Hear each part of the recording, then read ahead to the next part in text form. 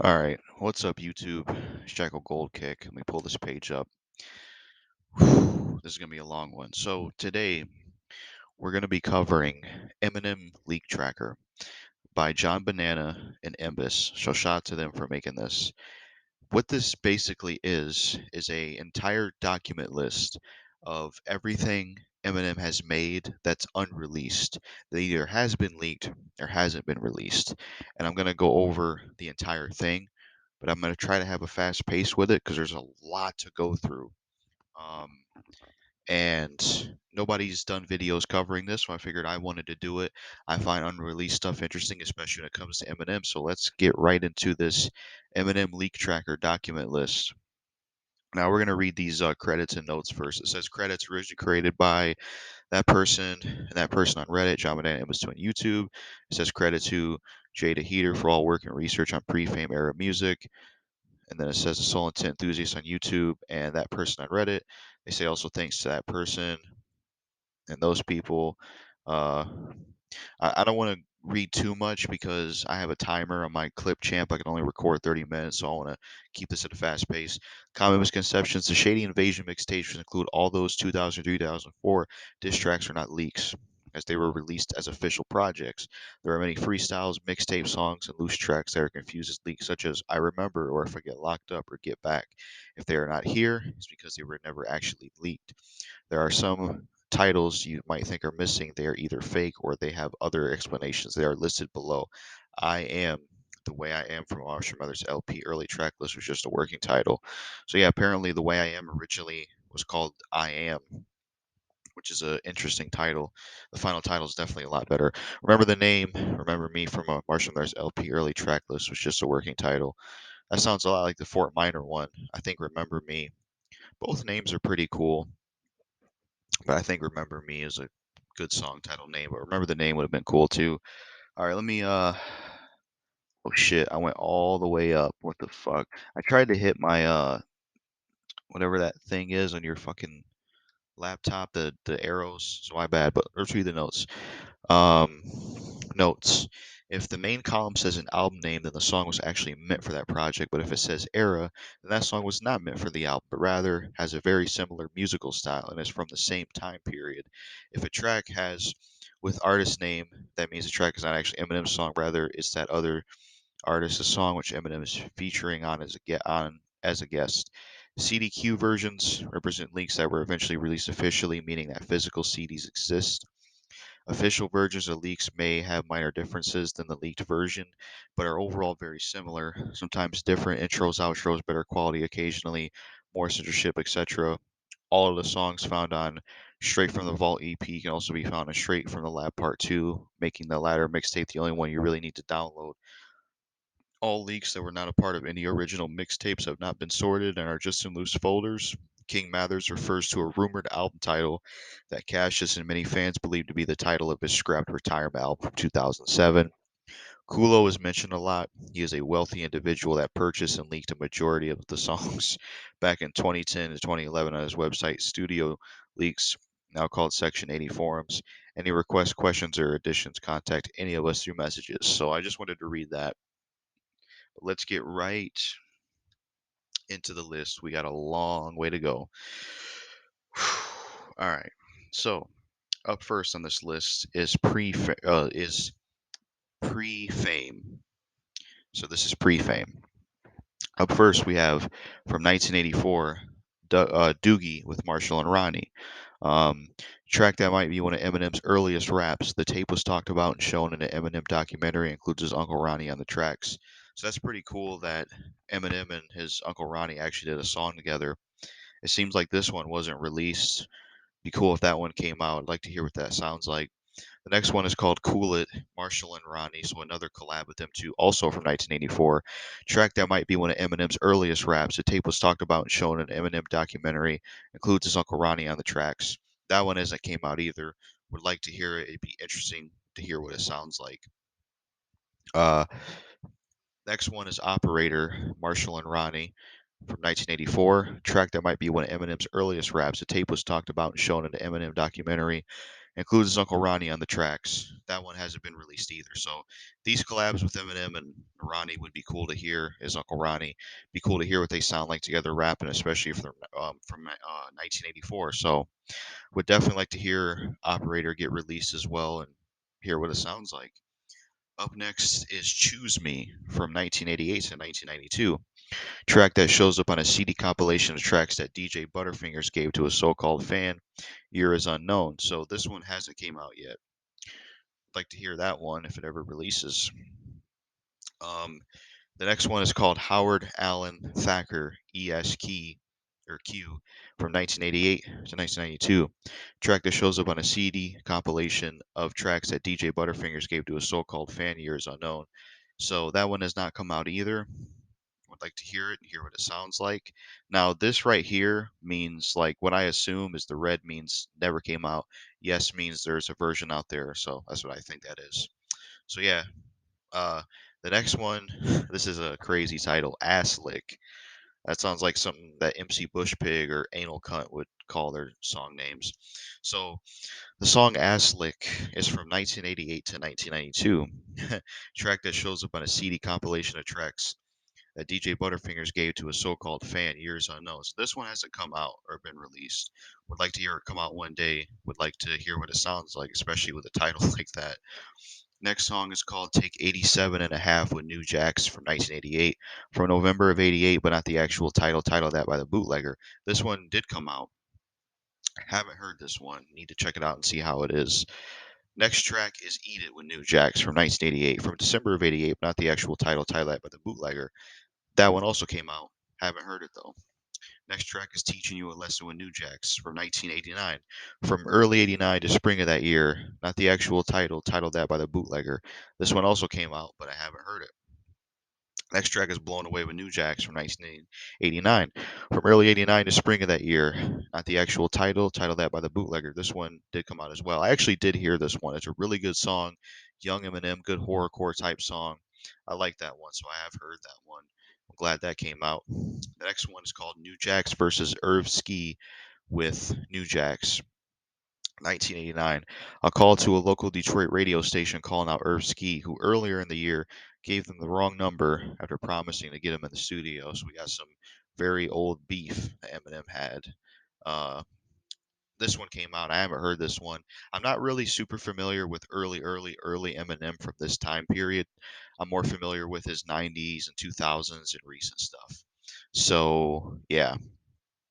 Up next is about a job with New Jacks from 1989. A New Jack's track that DJ Butterfingers has mentioned in the past samples De La Soul's Daisy Age. That one has not come out. Haven't um or would like to see that one come out and see what it sounds like.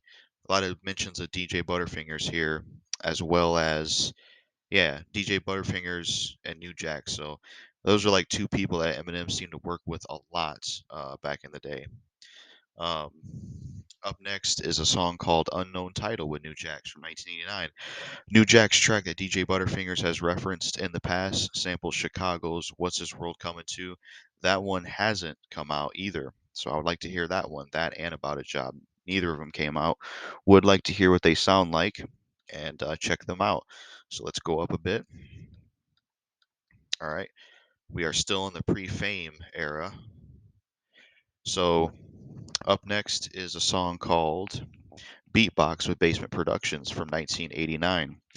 Early Bassmint Productions track that was previewed to the Soul Intent Enthusiast on a 3-hour phone call between the Soul Intent Enthusiast and DJ Butterfingers. Track sees Eminem beatboxing. The track was going to be used for an instrumental eventually, but according to DJ Butterfingers, it never happened. So this one hasn't come out yet. Be cool to see it come out and to hear it, especially to hear Eminem beatbox because I don't think we've ever seen that before. Um, Up next, we have a song called Simon Says version 1 with Bassmint Productions from 1989. Early Bassmint Productions track that was previewed to the Soul Intent Enthusiast on a 3-hour phone call between the Soul Intent Enthusiast and DJ Butterfinger. So he also worked with somebody called the Soul Intent Enthusiast as well as Bassmint Productions. So yeah, some of the people he worked with back in the day.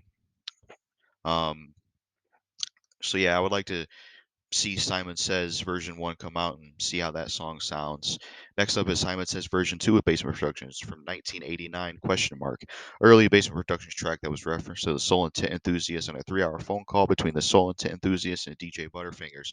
This one didn't come out either. Would like to hear it and see it get released. Next song is Simon Says version 3 of Bassmint Productions from 1989.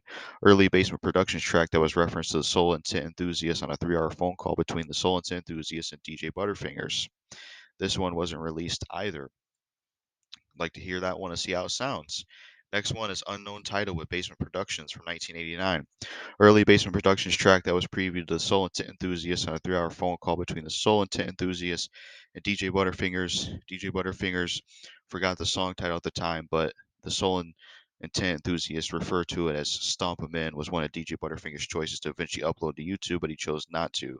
So apparently it was going to come out, but it didn't. Haven't heard that, or why did I say that? Fuck. Would like to see this one come out and hear what it sounds like. Next one is Unknown Title with Bassmint Productions from 1989. Early Bassmint Productions track that was previewed to the Soul and Tit Enthusiast on a 3-hour phone call between the Soul and Tit Enthusiast and DJ Butterfingers. Uses the same sample as the beginning of Crackers and Cheese. DJ Butterfingers forgot the title of the track at the time. The Soul and Tit Enthusiast referred to it as Other Man. So would like to hear that one. Haven't like to hear that one. Hopefully it can come out one day so we can see what it sounds like. There's a ton of unreleased Eminem songs, even dating back to this time. It's crazy. Next one is Dial Eminem for Murder with Bassmint Productions from 1989. Early Bassmint Productions, not 100% sure, track that was previewed to the Soul and Tit Enthusiast on a 3-hour phone call between the Soul and Tit Enthusiast and DJ Butterfingers. This one wasn't released either. Hopefully it can come out one day and we can hear what it sounds like. So let us scroll up a little bit. All right. Now I want to say that I did originally do a recording of this type of video before, but it was laggy because I was trying to do it while saving projects. So um, I won't have like shocking reactions for a decent part of this list, unfortunately. But as we get later in the list, I will, because I didn't get all the way finished because I had to scrap the recordings. Let me see how much time I have left. We got plenty of time. Let's keep it moving. Uh, Up next is a song called Unknown Title feat. Chaos Kid with Bassmint Productions or Soul Intent from 1989 to 1995. A song that was previewed to the Soul Intent Enthusiast by DJ Butterfingers on a 3-hour phone call. The title was said during the phone call, but the Soul Intent Enthusiast can't remember it. Title is a reference to them rapping back and forth. So yeah, that one has not come out. Would like to hear that one and see how it sounds. I've never heard of Chaos Kid before. Um, yeah, Next one is Under New Management with Bassmint Productions for 1990. Now, this little section is referring to something called Stepping Onto the Scene. There's at least 3 of these. Under New Management, Bassmint Productions, 1997, Onto the Scene. Track 3 on the Eminem side of the Stepping Onto the Scene EP. The instrumental was leaked on the New Management Cold Room on this Defiant tape. Track is 6 minutes long according to leaked instrumental. So it says no, there is an instrumental and there is an official version. So I guess this one did come out. Never actually heard of the Stepping Onto the Scene EP. Didn't even know this was a project. So that's pretty cool. Um, yeah, haven't heard this one, but it did come out. Need to give it a listen one day. Next track is called Fattest Skinny Kid Alive. Or not fattest. Fat uh Fastest Skinny Kid Alive with Bassmint Productions from 1990. Track 2 on the Eminem side of the Steppin' Onto the Scene EP. Track was originally uploaded to Chaos Kid's MySpace. So this one did come out. Haven't heard it. Seems like what's his name? Chaos Kid has some involvement with Eminem. So I'll have to look into Chaos Kid when I get a chance and see what he's about and see, his Eminem stuff and things like that. Next track is Stepping Onto the Scene with Bassmint Productions from 1990.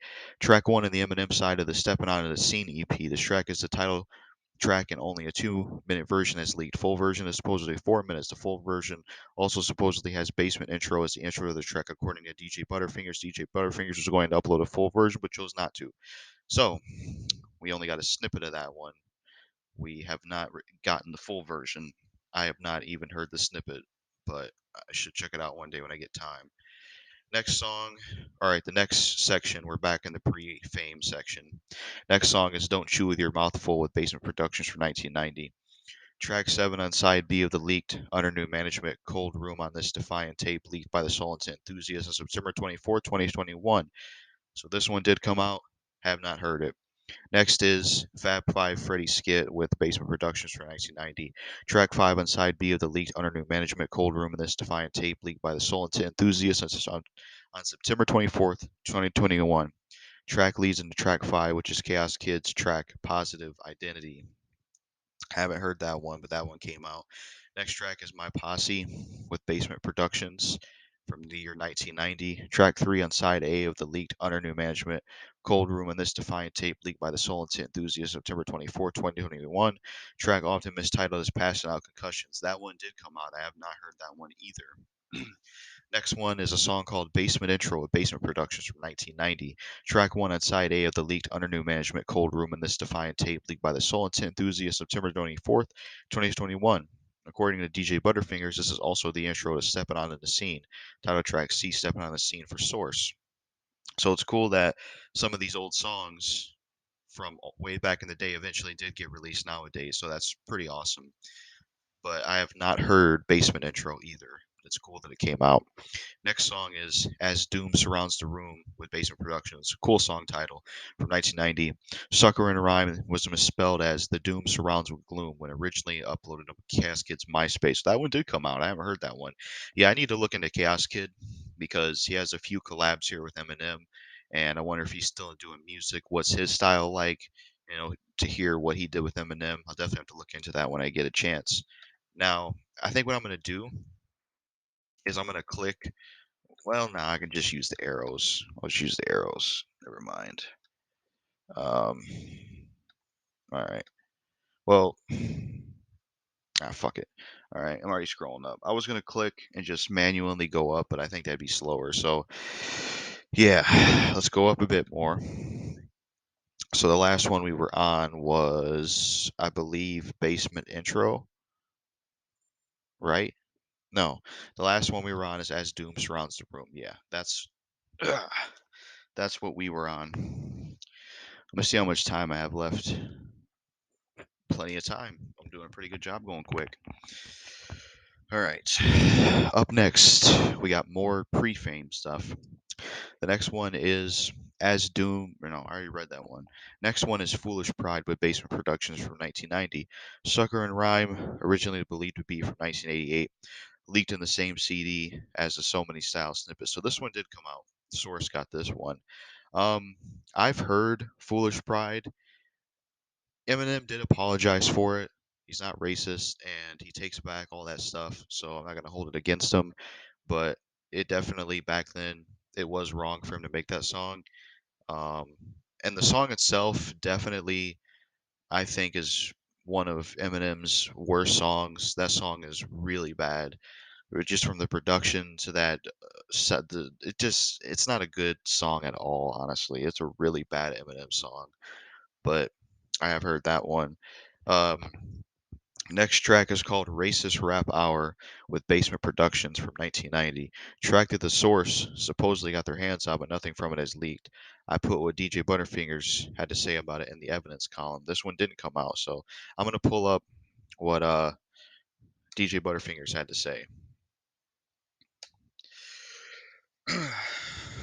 So let's see. Others were recorded. Racist Rap Hour was recorded shortly after Foolish Pride and is the one we'd made as if, say, the clan started rapping. It was sort of a play on the rumor they were behind the creation of gear kicks the hip hop community was rocking around the time. This is why I always stress that people are taking tracks like that completely out of context because they are. So that's what he had to say about that. Now, as far as Racist Rap Hour goes, it would be interesting to see it come out and to hear it, but it would make Eminem look really bad. Um, it's definitely not something that I would listen to like that because I don't fuck with racism.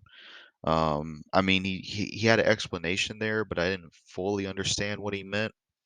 So I think racist rap hour, you know, that's not good. I don't agree with stuff like that. I just don't. I don't like racism. But I don't hold it against Eminem anymore because he did apologize, but it does kind of look bad that it wasn't just foolish pride. We also have racist rap hour, so that's not the only racist thing he made. So, but everyone's flawed, so I'm not gonna hold it against him because he's signed with plenty of black rappers and black artists. I ain't calling him racist or anything, but I'm just saying those kind of songs are not cool to make. Um, all right, we got some more stuff from pre-fame.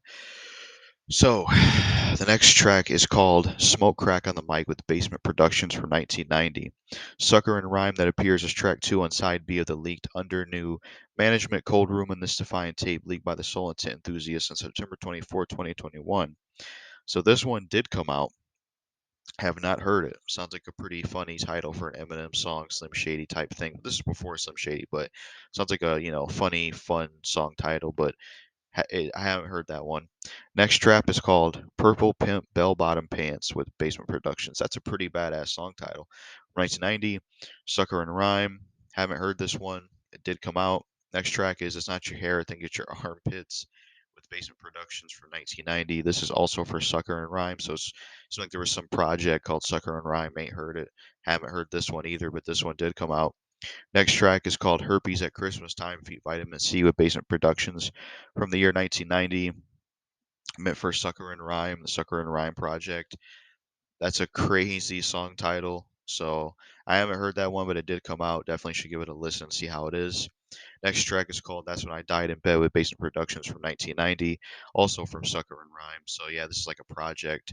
So haven't heard that one either. That one came out too. Next song is Studio Lines with Basement Productions from 1990, also from Sucker and Rhyme. Haven't heard that one either, but it did come out. Next one is called One Handed Juggler, original version with Basement Productions from the year 1990. Original version of the track, One Handed Juggler, that appears on the Still in the Basement EP, uses a different instrumental compared to the release version. So that one did come out, but I have not heard it. Next song is A Day Without a Mirror from 1990. Eminem rapping the original verses over the original instrumental as practice and tributes to a loved local Detroit MC, Merciless Amir, and his minor Detroit radio hit, A Day Without a Rhyme. So I haven't heard that one, but that came out. Never heard of Merciless Amir or that hit myself. I was born in 1999, so just keep that in mind. Next track is Crackers and Cheese with Basement Productions for 1990. A song that was originally thought to be the track One Handed Juggler until DJ Butterfingers cleared it up with the actual One Handed Juggler track that he uploaded. So this one came out. Haven't. I think I've heard it. I did check out some of the old Eminem stuff from this time, so I do remember that one. But I don't remember what I thought of it. It's been so long since I heard it. Eminem's got so much music. Next track is called Poo Butt Day. I think I've heard this one too, but I can't remember what I thought of it. It's been a while. With Basement Productions from 1990. Song was originally thought to be from 1988. So let us go over here, go up some. All right. Let me see how much time I have left. Plenty of time. So, next track is Firecracker with Basement Productions from 1991. Uploaded to DJ Butterfinger's channel February 19, 2020. So that came out. Haven't heard it. Next track is called Van vs. Ham with Basement Productions from 1991. Sucker and Rhyme, which involves Eminem and Proof taking on the roles of Vanilla Ice and MC Hammer while rap battling against each other. That one did come out. I'll have to check that one out because that's a really cool idea, I think, for a song where Eminem and Proof are playing the roles of Vanilla Ice and MC Hammer in the rap battle against each other.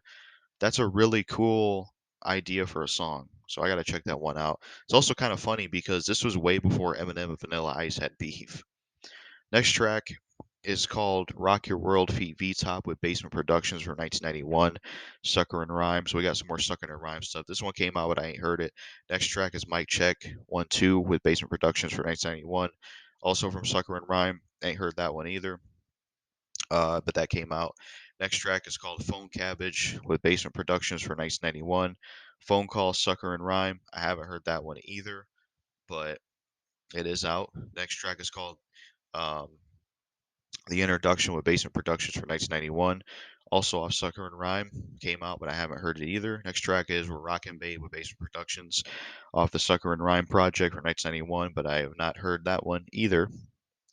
Um, Next track is called Male Prostitute with Bassmint Productions from 1991. This particular tape rip of the track is a rip from the Detroit radio station WJLB 96.3 FM. Unsure if a studio version is in circulation. So that song came out, Male Prostitute. Definitely an Eminem type title, that's for sure. I haven't heard that one, but that one is out. Next track is called Artificial Flavor, feat Maximum of Bassmint Productions from 1991. Bassmint Productions track that features the late Maximum, aka Proof, was originally uploaded to Chaos Kid's MySpace. Yeah, Chaos Kid definitely seems like he has a lot of involvement with Eminem, so I got to look into him. And I think that's pretty cool that Proof's rap name used to be Maximum. That's a pretty badass rap name. So Proof was a cool rap name, and so was Maximum. So um, yeah, that one came out, but I haven't heard it. Next track is called Bassmint Productions Freestyle with Bassmint Productions for 1991, untitled Sucker and Rhyme. So we got something else for Sucker and Rhyme. Next track is Gangster Limp with Soul Intent from 1991. Song from early spring, late winter of 91 appears on the Eminem personal tape. Song was previewed in a 3-hour phone call between the Soul Intent enthusiast and DJ Butterfingers. This one hasn't came out yet, still unreleased. Would like to see it get released and to see what it sounds like. Let's go up some. So now we're in a different thing for a bit. We have If Only I Could Turn Off the Sun, I Would Show You a Brighter Day. Um, This one is Conceptual Corrections feat Eminem with Chaos Kid from 1992. Track 1 of side 1 of Chaos Kid's EP, If Only I Could Turn Off the Sun, I Would Show You a Brighter Day, was uploaded to Chaos Kid's MySpace. So this came out, but I haven't heard it. Um, Definitely need to look into Chaos Kid. Next song is called Still in the Basement with Soul Intent. This is from the Eminem solo tape. Track 2 on the second M side on the Eminem solo tape EP, uploaded on DJ Butterfinger's channel February 19th, 2020. This one did come out, haven't heard it. Next track is called Soul Intent with Soul Intent from 1992. And these next ones I'm going to read are all from Still in the Basement. Track 3 on the Intent side of the Still in the Basement EP, uploaded on DJ Butterfinger's channel June 25th, 2020. So this one came out as well, but I have not heard it. Next track is called Conceptual Corrections feat Eminem with Soul Intent from Still in the Basement for 1992. Track 2 in the Intent side of the Still in the Basement EP was uploaded to Chaos Kid's MySpace. So yeah, Chaos Kid's got a lot of Eminem involvement. I definitely have to look into him. So that one came out too. Haven't heard it. Next track is One Handed Juggler with Soul Intent from 1992. Track 1 on the Intent side of the Still in the Basement EP. Track 2 on the first M side of the Eminem solo tape, uploaded on DJ Butterfinger's channel February 19th, 2020, under the title One Handed Juggler Studio Version. So that one did come out, but I have not heard it. Next track is Unrealistically Graphic feat V-Top with Soul Intent, 1992. Track 1 on the Soul side of the Still in the Basement EP was originally uploaded to Chaos Kid's MySpace, so I have not heard that one either, but it came out. Next track is What Color Is Soul? What Color Is Soul feat Champtown with Soul Intent from 1992. Not 100% sure on the official name. Butterfingers claims it's What Color Is Soul, and Hush, Champtown's friend, claims it's What Color Is Soul. So I haven't heard that one. Never heard of Champtown, but that's pretty cool that he did a song with him and that he knows Hush. Hush is a pretty good rapper. I have heard that one song he did called Hush Is Coming. Eminem produced it. Nate Dogg did the hook. Great song. Definitely check that one out if you ain't heard it. So that's pretty cool because him and Hush worked together in the 2000s. So Eminem had some involvement with him in some way, even all the way back to 92. But yeah, that one came out. I ain't heard it. So we're back to the pre-fame section, by the way. Next song is Masters of Slang feat Chaos Kid from 1992, Sucker and Rhyme. So that one came out. I have not heard that one at all, but it did come out. Scrolling up, let me scroll up a little bit more. All right, so let me look at my. All right, we're running out of time, so I'm going to end this and I'll be back with the next part. It's just going to be a big video I put together in pieces because of my clip champ limits. All right, we are back. Let's get right back to Eminem Leak Tracker. So we are on So Many Styles from 1992, so we're still in the pre-fame section. It says racist sucker and rhyme with Eminem saying the N word was leaked on a CD that the source gave out with the magazine that also has the Foolish Pride sucker and rhyme. According to legal documents titled Shady Records Inc. v. Source Enterprise Inc., the complete version is 13 minutes and includes Chaos Kid. So there is a snippet of it. I don't know if I heard this or not. Um, don't agree with this. I think it was wrong for Eminem to not only do Foolish Pride and Racist Rap Hour, but also this and what he was saying in here, as well as Chaos Kid. They were in the wrong for that. I don't agree with that. Racism isn't cool. Um, but like I said earlier in the video, Eminem did apologize about the past, but you got these other two songs that, I don't know if he ever addressed. So, it's just not a good look. Um, I don't know what Chaos Kid and what his views are nowadays, but hopefully he isn't still with this racist shit. Because, I mean, I can separate the art from the artist at the end of the day, but I'm just giving my opinion on what I think of the subject matter, and I'm not with it at all. So, I'll have to check this out one day. So Many Styles 1992, but based on the description, um, it's a just a bad look for Eminem and Chaos Kid, man. Really is. Next track is Unknown Title with Soul Intent from 1993. Says live version of a Soul Intent track that DJ Butterfingers did not know the name of at the time. Or wait, live version of a Soul Intent track that DJ Butterfingers did not know the name of at the time. The original footage is from Champ Town's documentary, The Untold Story of Detroit Hip Hop.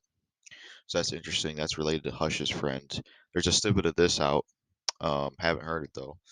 Next up is What's Your Intent? Original version was Soul Intent from 1993.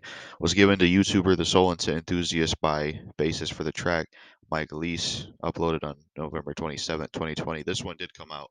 Haven't heard it though. Next track is What's Your Intent with Soul Intent from 1993. Uploaded on DJ Butterfinger's channel June 25th, 2020. This one did come out. Haven't heard it. Next one is From All of Us to All of You with Soul and Tip from 1993, uploaded on DJ Butterfinger's channel February 19th, 2020. This one came out, but I have not heard it. Next track is Dirty Love with Soul and Tip from 1993. Song that is from mid 93 appears on the Eminem personal tape, confirmed to exist in a text between DJ Butterfingers and the Soul and Tip enthusiast. This one still hasn't came out, but I would like to see it come out one day, and I would like to hear it. Next track is called Troublemaker with Soul Intent from 1993. This is a biographical telling tribute to Eminem's Uncle Ronnie, who passed 2 years prior, uploaded on DJ Butterfinger's channel February 19th, 2020. I'll have to check that out. I haven't heard this one, but it did come out because Eminem actually has another song about his Uncle Ronnie, which we'll get to when we get higher up on this list. But it's cool that he at least has a song there's a song put out there about his Uncle Ronnie. So I have to check that out when I get a chance because I know Eminem was close with him and stuff like that. Next track is Jealousy Woes with Soul Intent from 1993. Original version of the Infinite track, Jealousy Woes 2, uploaded on DJ Butterfinger's channel February 19th, 2020. So this did come out. I think I heard it. Maybe I haven't. I'm thinking of the Infinite version. I don't know. I can't say if I heard this one or not, but it did come out. I like this title. Next track is Hard Motherfucker from 1994. Freestyle from 1994, originally from the New Jacks EP bootleg. That one's out, but never heard it. So let's scroll up a bit here. All right, we have fucking Backstabber, Biterphobia maxi single, two of them. So it says Biterphobia feat DJ Butterfingers with Soul Intent from 1995. Side B of the fucking Backstabber Biterphobia maxi single. So this one did come out, and I have heard this one. It is a really good song, and I like it. Um, it's a really good song. I said it was Eminem's first song, but I don't know if that's true. But it was a really good song. Eminem was rapping really fast. It was cool to see where he started. So that one is out, and I have heard it. It is good. Uh, Next song is fucking Backstabber Feet Proof and DJ Butterfingers with Soul Intent from 1995. Side A of the fucking Backstabber Biterphobia maxi single. The beginning of the track is a phone call between Champtown, who is Hush's friend, and Eminem's girlfriend Kim, in which Champtown tries to get with Kim. So that came out. So yeah, there's a little beef right there where Eminem used to be cool with Champtown, Hush's friend, and they actually did a song together, as we saw earlier on the list. But they ended up beefing. Eminem and Proof and DJ Butterfingers got on a track and dissed him because he tried to get with Eminem's girlfriend Kim, which I can't blame him for that. That's some fucked up shit. You're cool with somebody or do a song with them or your boys, and you're trying to get with your friend's girlfriend. That's some fucked up shit. I would have did the exact same thing, so I can't blame Eminem for dissing that dude, because that's some fucked up shit. Champtown was definitely wrong for trying to do that because he was still with Kim at that time. But I have not heard that song, I don't think, so I have to check that out whenever I get the chance. So that did come out. Next track is called 94 Shit from 1995. Sucker and Rhyme from same freestyle as Wicked Shit. I don't know. I don't think I've heard this one, but there is a snippet out. Uh, Next track is called Wicked Shit from 1995. By the way, we're back to the pre-fame section. I forgot to say that. Um, It says Sucker and Rhyme snippet from the same freestyle as 94 Shit. So this has at least a snippet, but I have not heard it. Next one is snippet 3 of Wicked Shit 94 Shit from 1995. Sucker and Rhyme snippet from the same freestyle as 94 Shit and Wicked Shit was leaked in 2020 by the Soul Intent enthusiast, but eventually taken down. It has been since uploaded by other YouTube channels. I have not heard this one, but there is at least a snippet out. Next track is Mad Cold Blunts in the House with DJ Butterfingers and Chaos Kid from 1995. Sucker and Rhyme from 1995. Those were originally uploaded to Chaos Kid's MySpace, so some more Chaos Kid affiliation. Have not heard that song, but that one did come out. Let's scroll up a bit more. All right, we're done with the pre-fame section. Now we're getting into Infinite and Slim Shady EP era, which is something I'm a little bit more familiar with. So now we're going to start with Infinite era. Eminem. So the next one is Eminem promo for Bushman, 1996. Promo for Bushman's radio show. Bushman himself put it on his SoundCloud in 2020. So this one did come out. I have heard this. It's a pretty cool little promo that Eminem did.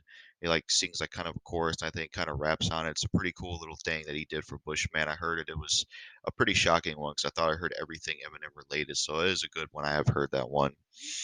So yeah, it's cool that song from '96 still eventually came out in 2020. I don't know much about Bushman though, so I guess he owns a radio show. Next track is called "Dumpin' with Parts Unknown, Feet Proof, and I Caillou. Never heard of I Caillou from 1996. Rare track from around Infinite era. I don't think I've heard that one. Like I said, I know a bit more of Infinite than the stuff before, but I'm still not too familiar with very, very early Eminem, but I at least have heard Infinite. Um, so yeah, haven't heard that one, but it is out. Next three songs are songs meant for the Infinite album. Next track is called Halloween. Love that title. From 1996, track that is on a CD of Infinite demos. And this one has not came out, still unreleased. Would love to see this one come out. It sounds like a really appealing song because Eminem is good at doing horrorcore, and I would have loved to get a song by Eminem called Halloween. It sounds like it would have been a really cool song. So yeah, I'd like to see the Halloween song come out one day and see what that was about and what Eminem was going to do with that, especially in the Infinite album. Hopefully it comes out one day. I want to hear it because that's a badass song title. Next track is Run Your Jewels from 1996. Snippet of a song scrapped from Infinite. Yeah, there is at least a snippet of this that's out. I have heard the snippet from Run Your Jewels. It's pretty good. I think it's one of the better cuts from Infinite because the Infinite album, the time I heard it personally, it didn't really do anything for me. I just wasn't really a fan of the production. The only song I vibed with was the Infinite self-titled track, but I did like the sound of Run Your Jewels. They had a nice thumping beat and some pretty good rapping. So, yeah, that was a good one. Hopefully, the full version comes out one day. Next track is called Broke Day Feet I Caillou from 1996, unmastered and original version of It's Okay. I've heard It's Okay, but I don't think I've heard this version, but this one is out. Next track is from the Infinite Era, unknown title, 1996. Track that was mentioned on the Non Porters episode of the Paul podcast, where Eminem uses the Slim Shady style for the first time. The instrumental was later used for a Tribe Called Quest's song "Get a Hold." Never heard that song by Tribe Called Quest, but pretty interesting that this was supposed to be the first track where Eminem is Slim Shady. This one has not came out yet. Would be cool to see it come out one day to see what it sounds like and to see, what was the real first song where Eminem was Slim Shady. So damn, he was Slim Shady before there was even a Slim Shady EP. Even so, he was Slim Shady in the Infinite Era '96. So that's pretty cool. Next track is Unknown Title feat. Outsiders, 1996, 1997. This and the next one are from post Infinite era, so after. Track that features multiple members from Outsiders. This one has not come out.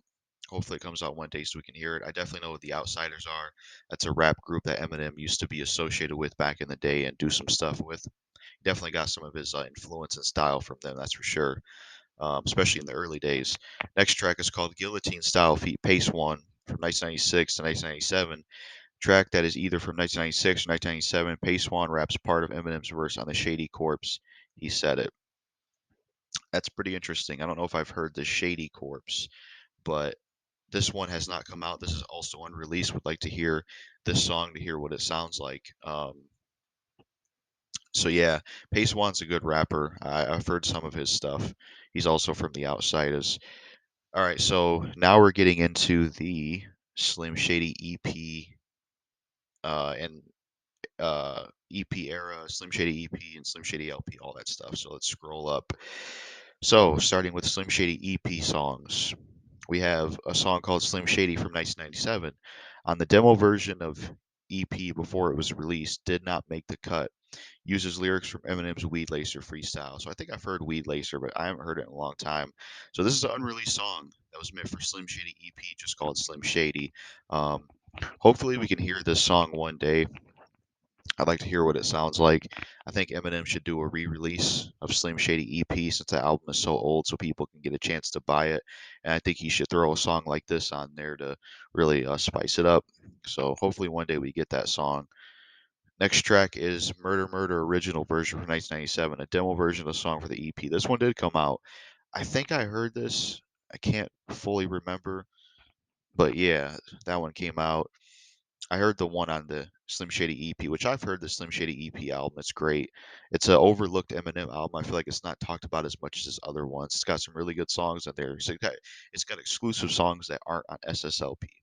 Next track is called I'm Shady original version from 1997, a demo that never made it onto the EP, but was eventually completed for the LP. Yeah, I think I heard the original version of this. I can't quite remember, but this was released.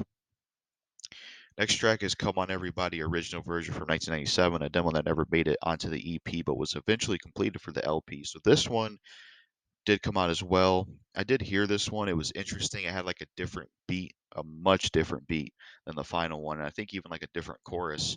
It was pretty good. Next one is, all right, these are from the Slim Shady EP era.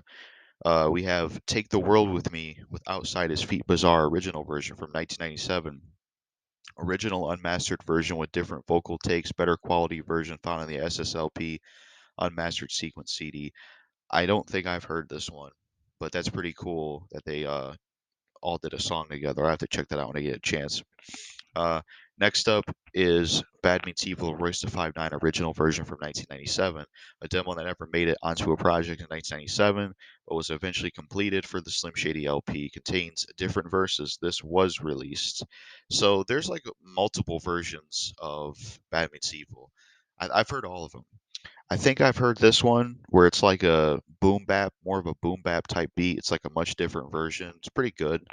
And then there's another version that is more like the Slim Shady LP version, but with a different beat, but they couldn't use it because of a sample. So then the final version was a bit different. So there's like three versions of that song. But this one did come out. It was pretty good. Uh, Rock Bottom original version from 1997, written and recorded near the end of 1997 around Haley's first birthday. This one did come out. Um, I did hear the original version of Rock Bottom, and it definitely is definitely a lot different in some ways than the final one. It sounds way more depressing, way more sad, way more just gloomy and very like haunting because it's got more of like this rough sound to it. Eminem's voice sounds a lot deeper because of the quality he had at the time before he got with Dre. It almost makes the subject matter of Rock Bottom even darker. Apparently, what I heard that when he wrote Rock Bottom, he made this song like a few hours before he almost tried to kill himself because he wasn't making it in rap. So, yeah. All right, up next, we are entering the Slim Shady LP era and Slim Shady LP. So let's get down to it. All right. So now we have Slim Shady. We got two things for Slim Shady LP era. We have No One's Iller feat.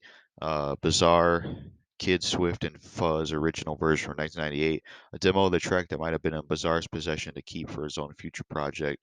I have not heard this version, but it did come out. I did hear the other one from the Slim Shady EP. It's a good song. Always reminded me, I think Kanye West sampled that song for Drive Slow, because Drive Slow sounds just like No One Ziller. Next song is Hard Act to Follow with Outsiders from 1998, an unreleased and unmastered Outsiders track featuring Eminem. So that one did come out. I have not heard that one. Um, so yeah. Next track is When Hell Freezes Over from. All right, so now we're getting into the Slim Shady LP. So songs that were meant for the Slim Shady LP album. Next up, we have When Hell Freezes Over from 1998.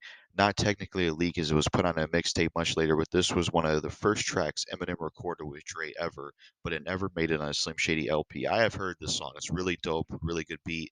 I think it's a shame it didn't make it on Slim Shady LP because it's a damn good song and it would have fit really well in the album. I think you could have easily took out like some of the skits on there, like the soap skit with Royce. You could have just took that out and put this on there instead.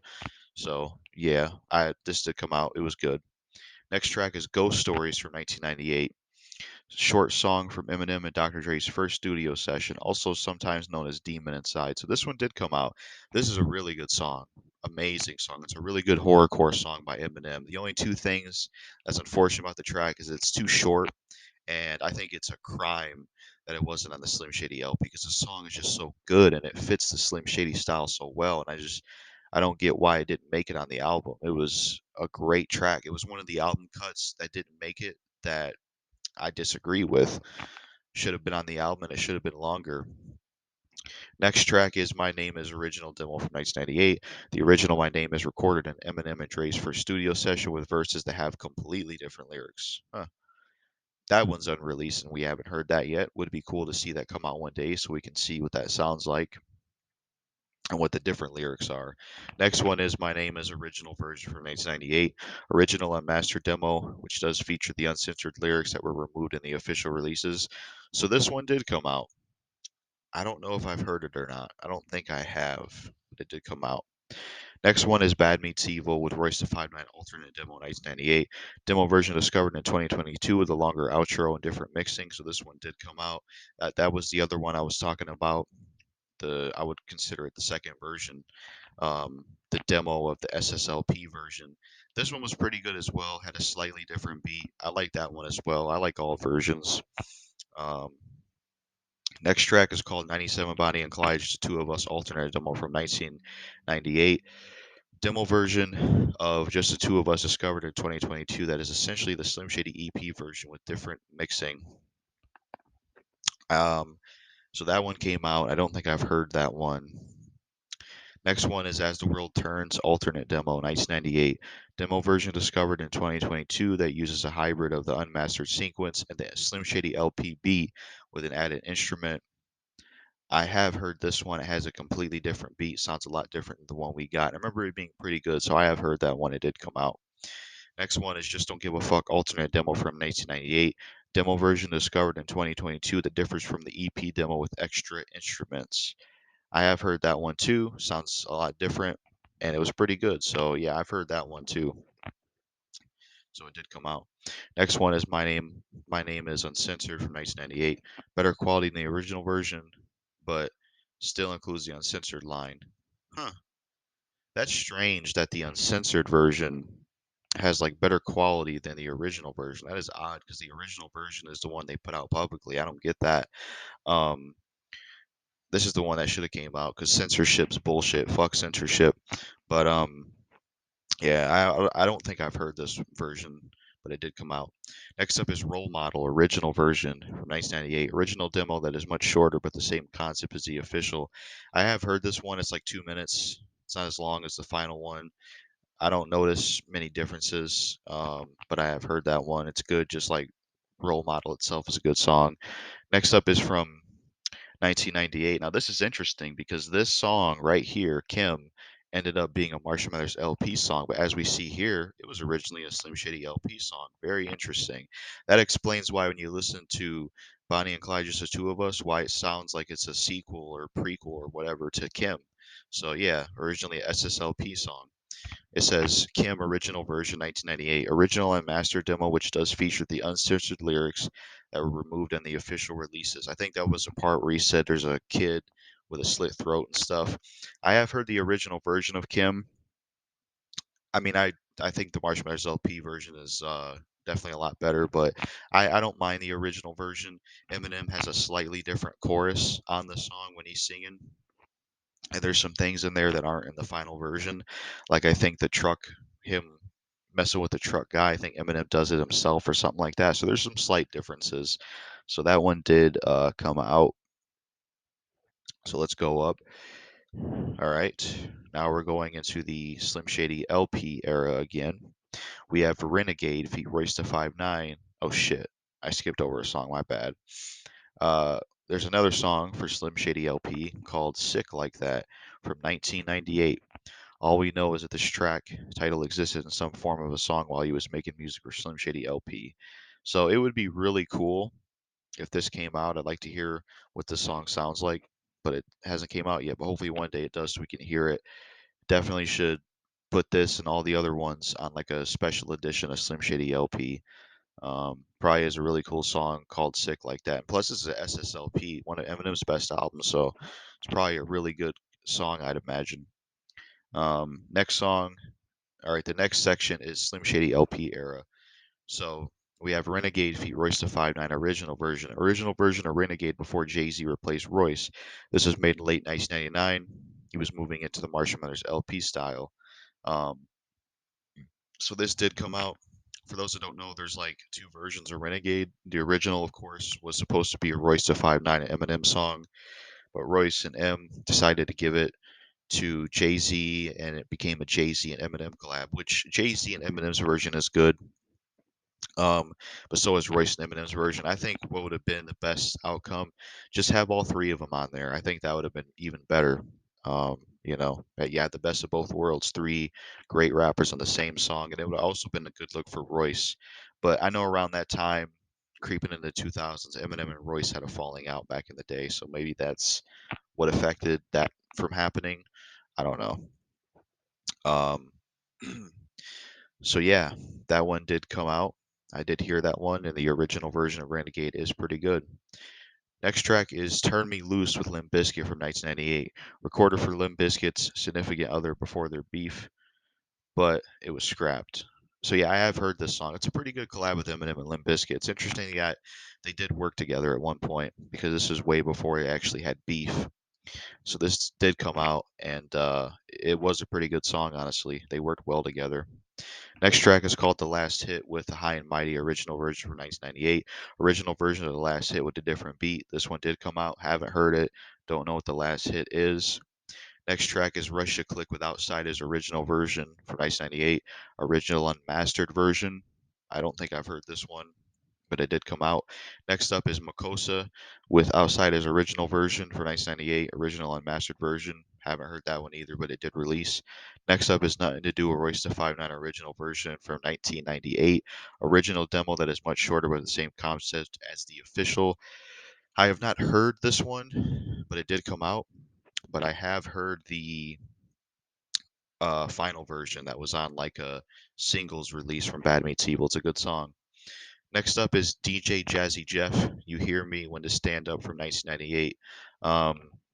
Recorded in 1998, originally for Jeff's album The Magnificent, later released in 2002, but was cut.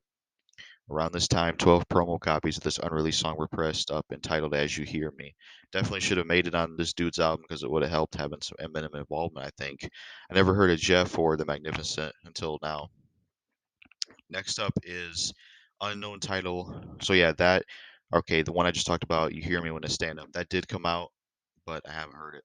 So next track is unknown title with Outsiders from 1999. Announced on 3/17/1999, the upcoming Outsiders album would have more than one track with Eminem on it, possibly released as Makosa. So this is unreleased as it came out. Would be cool to see it get released one day so we could see what it sounds like. So, up next is Remember Me, original version with Sticky Fingers and Dr. Dre question mark from 1999. Sticky Fingers confirmed that the Marshall Mathers LP track "Remember Me" was originally meant for Dr. Dre's album 2001. Unknown if Dre is on the song. I would definitely like to hear this version because "Remember Me" is a great song off Marshall Mathers LP. So it would be cool if this came out. We could hear the original version of "Remember Me," especially if it has Dr. Dre on it. I would definitely be up for hearing Sticky, and Dre on the track if Dre is on it. And it's interesting that it was meant for Dr. Dre's album instead of Eminem's, but I don't think it's like too much of a loss because both albums are great and it would have fit either album. Um, honestly, they should have just like made it like they should have just took the original version, combined it with the final, have Sticky Fingers, RBX, Eminem, Dr. Dre, you know, put it on both albums. Fuck it, or you could put the original version of 2001 and then put the RBX one in Eminem's album. But hopefully that one comes out one day. I'd like to hear it. That's pretty interesting because that's a really good song. Next up is uh I do wonder why Remember Me didn't make it to 2001 though, because that's a quality song. Um, I guess maybe I don't know. I don't know why it didn't make it on 2001 and went to Marshall Mathers LP. Next up is okay. Now we're getting into the 2000s. So we got two things for 2001, which is Dr. Dre's classic album, The Chronic 2001. So we have What's the Difference with Dr. Dre Feat Hitman original version from 1999. Original unmastered version that features Hitman instead of Exhibit. So that one did come out. I briefly heard this one. It's pretty good, but definitely prefer the album version because I just think it. You have Exhibit, you got you got Dre, all on there. So that's one of the best songs of that album. I don't mind Hitman, but I prefer Exhibit over him. But they could have just threw Hitman on the final version and uh, had everybody on it. That would have been fine too. But that one did come out. Next up is Forgot About Dre with Dre, original version from 1999, original unmastered version. I think I heard this, though I'm not sure if I have or not, but this came out. I'm surprised I'm surprised there's no mention of the other version I Forgot About Dre in this little 2001 section. For those that don't know, there is like I believe one or like two other versions of Forgot About Dre. So there's an interview Dr. Dre talked about this where Eminem wrote for Forgot About Dre, and originally it was supposed to be a Dr. Dre and Snoop Dogg song, but then it was gonna turn into like Dr. Dre and Snoop Dogg, and then Eminem was gonna be on there, and then it just turned into an Eminem and Dr. Dre song. So yeah, I don't know if they ever recorded the other versions, but I would like to hear the Snoop and Dre version. I'd also like to hear the Snoop, Dre, and M version. Honestly, they should have just got all three of them on the song together because I feel like Eminem and Snoop had they were lacking in collaborations back in the day, especially in their prime. So I mean, Forgot About Dre is a great song, but it would have been awesome just to get all of them on there instead of just like M and Dre. Next up, we have, let's see. Next up, oh shit, okay. Okay, next up we are going into the Marshall Mathers LP era. So this is, well, not era, Marshall Mathers LP album songs that were meant for Marshall Mathers LP, stuff like that. So we have the Kids original version from 1999, original demo that is much shorter, but the same concept as the official. So I have heard this. It's pretty good. It's like a different beat, different version of the song The Kids. It's pretty good. So that one did come out. Next up is Tylenol Island from 1999, leaked Marshall Mathers LP era freestyle type track. Lyrics were reused on Busta Rhyme. I have heard Busta Rhyme with him and Missy Elliott. So yeah, I remember that song. Tylenol Island, I don't think I've heard that one, but that's cool that it came out. I'll have to revisit that one. Next up is Bitch Please Part 2 feat Snoop Dogg and Exhibit from 1999 2001. Dr. Dre and Nate Dogg not listed as features, unknown if they were on it at this time, from a track list that leaked before Marshall Mathers LP dropped, leaked on a fan website. So it says here basically that originally Bitch Please 2 was just going to be Eminem, Snoop Dogg, and Exhibit. But I think the final one we got was definitely the better choice because, you can't have Bitch Please 2 without Nate Dogg and Dre. I mean, you know, Snoop Dogg, Exhibit, Dr. Dre, and Eminem, having all of them was very important because that's a classic song. But it would be interesting to see. I was cut off, but like I was saying, it would be interesting to get the original version of Bitch Please 2 released to hear what it sounds like. Anyways, yeah, that one is unreleased. Up next is a song called Battle Cats featuring Cannabis from 1999 to 2000 from a track list I leaked before Marshall Mathers LP dropped, leaked in a fan website, possibly fake. So they say this is possibly fake, but if this is a real song, it has been released. If it's a real one, I'd like to hear it. It'd be cool to see it get released because Eminem and Cannabis have beef now, but they were supposed to work together at one point, but it didn't work out. I wonder if this is a song they actually did or something, or they actually did do something together. Cannabis is a fan of Eminem, so even though they do have beef, but that hasn't came out. But who knows if it's real? Because like I said, it they said it could be fake. So there's a lot of stuff on the internet that ain't true. So 50-50 with the Battlecast one. Next up is Nowadays Feat. Dr. Dre from 1999 to 2000. From a track list that leaked before Marshall Mathers LP dropped, leaked on a fan website, possibly an early version of Forgot About Dre or a completely different unreleased song. So this one didn't come out either. Be interesting to hear this one if it ever could come out and hear what it sounds like. It's always good to get another Eminem and Dr. Dre collaboration, especially back in the Marshall Mathers LP album. Would have been cool to hear this song. Hopefully, we get to hear it one day. Um, or if it's like an early version of Forgot About Dre, to hear how different Forgot About Dre sounded. So that one, yeah, it never came out. Would like to hear it though. Next track is Unknown Title from 1999 to 2000, produced by DJ Head, was scrapped somewhere between 3/7/2000 and release of the album. So yeah, there's no information. I'm gonna click this. I don't read all these on the side because I have a lot of stuff to go through in this video, so I can't click on all those links on the side. I'm not reading all that. That's too much. I forgot that this was like a ton. I'm not reading all that. It's too much. But yeah, Unknown Title, 1999, 2000, produced by DJ Head, was scrapped somewhere between 3/7 2000 release of the album. So this still hasn't came out. Would like to hear it and see what it is and see what the song's called. It'd be interesting. Next track is called Buried Alive from 1999 to 2000. Still looking for source. This one has not come out. Would like to see this one come out one day and like to hear what it sounds like, especially with the title Buried Alive. Sounds like it could be like a horrorcore type track or Eminem get angry or something, or maybe burying somebody alive. Next track is called Violence, 1999 and 2000. Definitely sounds like a horrorcore song.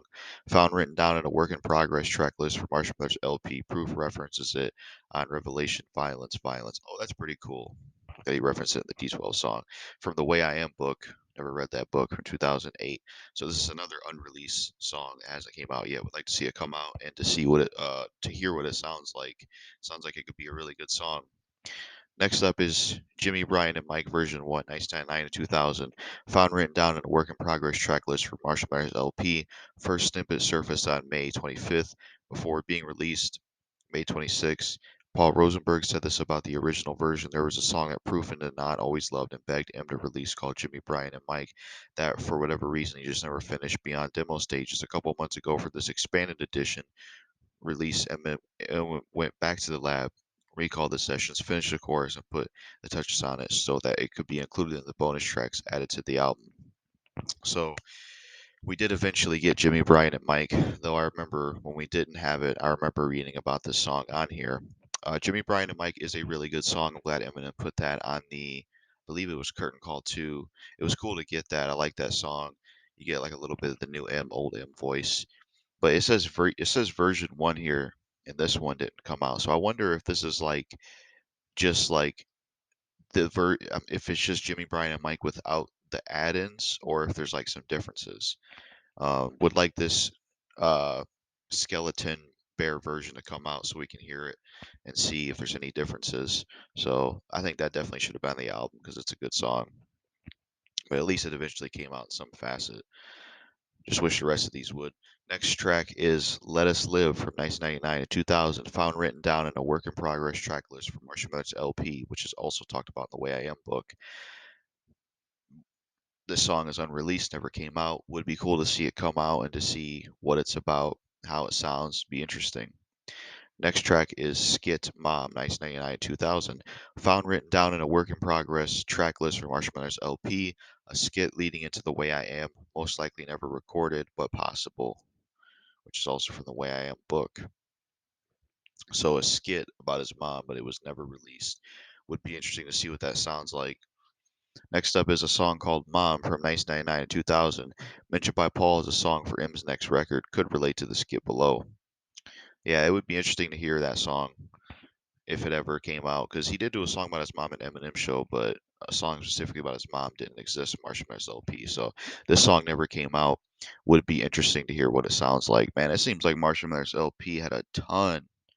Like so far, this album has like the most cuts. There's a ton of songs in here that they didn't release, a shit ton. So if there's ever a special edition of this album, they could jam pack it with all this. Let me scroll up a little bit more. All right. Okay. So next track is Amityville feat. Pace One and Young Z from 1999-2000. According to an interview, they were on the album until Dre decided it had too many featured artists. So we haven't heard that version yet. Still unreleased. Like to see it come out. I kind of get where Dr. Dre's coming from with that because sometimes it can be a little ridiculous if an album has way too many features because it's supposed to be an album. It's supposed to be an artist's solo album, but I didn't even think MMLP had that many features to begin with, so I don't think it would have been bad to have them on the song. I think you could have easily had them with Bizarre since they've worked with Bizarre before, or you could just have like an Amityville remix with Pace One and Young Z instead.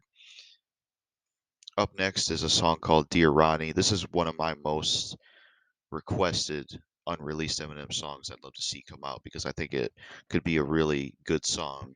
That's 99 2000, Dear Ronnie. Mentioned in Eminem's book as an MMLP album throwaway.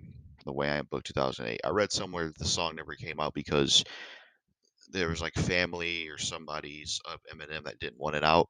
But it would be cool to hear it come out to hear what it sounds like, but it's unreleased because Uncle Ronnie, was close to Eminem, and Uncle Ronnie did die. So I imagine it would have been a very emotional song. Probably would have had like a similar, maybe sad feel to how Stan did, where it had like some raindrop type stuff. But really would like to hear Dear Ronnie. I'd be very interested in how that would be. It'd probably be a really good emotional song. Next up is a song called Angry Blonde from 1999 to 2000, mentioned in Eminem's book as the MMLP album throwaway from the Way I Am book. This one hasn't been released either. It's unreleased. Would like to hear this song and would like to hear what it sounds like. Sounds like it could be a fun track. Definitely fits Eminem's style with the title. Next up is a song called Our House feat. Fred Durst from 1999 2000, mentioned by Paul for M's next record. Unfinished version leak. So the unfinished version did leak. It is a good song. I'm surprised that it's Fred Durst on the chorus because I swear it doesn't sound like him on there. I always thought it was somebody else for some reason, but I guess it is Fred Durst. Um, but it is a good song. I wish we could have gotten the studio version because the unfinished version has really low quality. But that's interesting that Eminem worked with Fred Durst again before they had beef. He was going to be on MMLP. It's a shame that song didn't make it through, but the unfinished version came out and I heard it. It's a good track. Hopefully one day we get the better quality version. Next up is an unknown title track from 1999 2000. 50 Cent mentioned that he heard a track that sounds similar to Stan from the same time period but never released. So there was another song meant for Marshall Mathers LP that was going to be similar to Stan. That's interesting. I wonder what that one would have been like and what this would have been called. Hasn't came out yet, but hopefully one day it does and we can hear it. And then we have two from just the Marshall Mathers LP era. We have Quitter feat. D12 from the year 2000. Everlast diss track was officially as promotional material, but was considered a leak by Eminem. So Eminem leaked it himself. Um, Good diss track. That one did come out, and yeah, it was good. Next up is Unknown Title with New Edition from the year 2000. They were supposedly working together on a song. This one still hasn't came out. Would like to hear how it sounds because New Edition, they were the ones that made the song Candy Girl. And sadly, my original version of this video, I had a really good reaction to this, but of course, I can't fake it now because I already read it when I did my original take of this video. How ironic, I'm remaking an unreleased video of unreleased document list. And get rid of these notifications. But it would have been interesting to hear this song, to hear like the people who made Candy Girl work with Eminem in the 2000s. That would have been very interesting. Hopefully one day we get to hear this song, hear it come out. Next up, we are all right. We have two tracks from. We got one track for the Devil's Night album, and then we have something for the Devil's Night era. So from 2000 to 2001, American Psycho with D12 track originally contained a Kaniva verse was cut by Eminem. So that hasn't come out. I'd like to hear that one come out and see how Kaniva's verse was and how it sounded with American Psycho. Wondered why Eminem cut it. Maybe I could I guess I could check this. I'm not gonna check all these, but I'll check some of them, because it's gonna make things way too much longer. So let's see what Kaniva said. American Psycho was when I got the Neil. That's what he had to say about it. I don't know, maybe Eminem just wasn't feeling like his verse fit the song or something. I'm not sure. But yeah.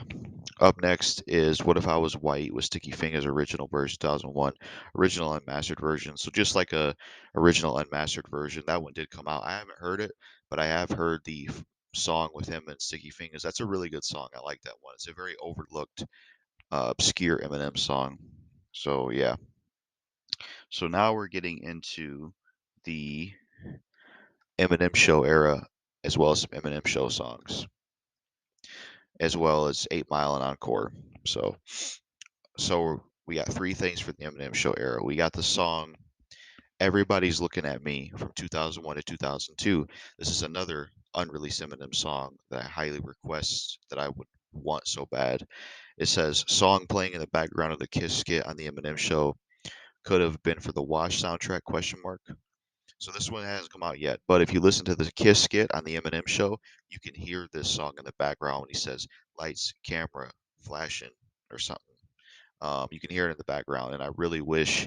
I think there was a big missed opportunity to put this song on the Eminem Show anniversary. I mean, it was cool to get. I got it wrong. It wasn't on Curtain Call 2. Jimmy Bryan and Mike was on the Eminem Show's anniversary edition. I would have rather had this on there because I think it would have made more sense to put an Eminem Show song in there rather than a Marshall Mathers LP song for an Eminem Show release.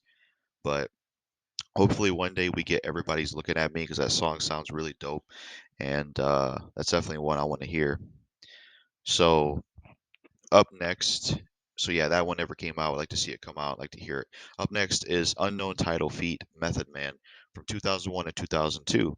Track StudioLeaks.com moderator claimed to have formerly had about smoking weed being fucked up. This one hasn't come out. It's unreleased. I'd like to hear it. Be interesting to hear it. Eminem only worked with like Method Man once back in the day, um, on a song with Royce. That was a pretty good one. I'm not super crazy or really a fan of Method Man to be honest, because I'm not really into like boom bap, New York hip hop. But with the right beat, I think I'd be able to get into something with him and Eminem. And I did like using him at Def Jam Fight for New York. And that would have been an interesting feature around that time period. So it'd be cool to hear that song one day if it ever came out, but it's unreleased. Next up is Rock City with Royce da 5'9", original version from 2000 2002. Original unmastered version with slightly different outro. I have not heard that version, but I have heard the original, not the original, the final one, which is really good. This one did come out. So the next three are Eminem Show songs that didn't make the cut for the album.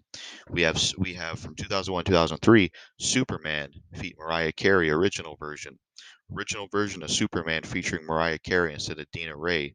Mariah's vocals from the recording session were sampled in The Warning. This one hasn't come out. Would be interesting to see this come out nowadays so we can hear what it sounds like because Eminem and Mariah Carey had beef. He had beef with Nick Cannon. And of course, he used something from this for The Warning and Dister. But it would be interesting to hear this to see how different it sounds compared to the one we got. Up next is a song called Skeletons. That's a dope title from 2001 2003, original version of Cleaning Out My Closet. So that one is unreleased. It would be interesting to hear what that one sounds like. like to hear it. Hopefully, it comes out one day and see how different it is from cleaning out my closet. Really cool title. Next up is a song called Weeps from 2001 and 2002. Original version with Beatles sample, While My Guitar Gently Weeps. I've never heard that song, but I do know who the Beatles are. This one hasn't came out either. It's unreleased. Would like to hear what that song sounds like. Hopefully, it comes out one day. So now we're getting into the 8 Mile and Encore stuff. So we got two things for 8 Mile OST. We have Love Me, feat 50 Cent, Obi Trice Uncensored from 2001 and 2002. Rumors tracing back as far as 2006 alleged that the Bush line was originally about Suge. This version never came out. Because, yeah, Eminem wanted to diss Suge Knight back in the day, but he couldn't because Dr. Dre told him not to get involved. I think you mentioned that in Toy Soldiers. So, yeah, it'd be interesting to see this version come out and to hear the uncensored line. But yeah, this version hasn't came out. But the final "Love Me" we did get is a really good song. Up next is "Rap Game" feat 50 Cent and D12 Uncensored from 2001 2002. Eminem's political line uncensored, but otherwise the same version as on 8 Mile OST. So this one did come out. Haven't heard this one. I don't remember "Rap Game" that much. I haven't heard that song in a very very long time. I don't know if I ever heard it or not. Eminem's got a ton of music, but yeah. Um, so it seems like just a slight little change, but that's about it. So now we're getting into the Encore era, and we have a lot here. So starting with the Encore era, we have "We Just Came to Party" with Young Z from 2003, leaked song from Young Z's project. So this one did come out. I don't think I've heard this one. I heard the 40 Glock one, where it was a bunch of people and Eminem did the chorus. Pretty good song. And I'd probably like this one too, because I think Eminem did a really good job with the chorus. Up next is Cannabis from 2002 to 2003, Cannabis diss track. That one did come out. That was a really good diss track. Funny, crazy diss Eminem did to Cannabis. So that was good. Next up is Do Re Mi feat. Obi Trice D12 original version from 2003. Ja Rule diss track, no DJ tags, and different intro. So that came out. I have heard that diss track. It's a really good diss track. I don't know if I heard that specific version, but that would be probably the preferred version because DJ tags are fucking annoying.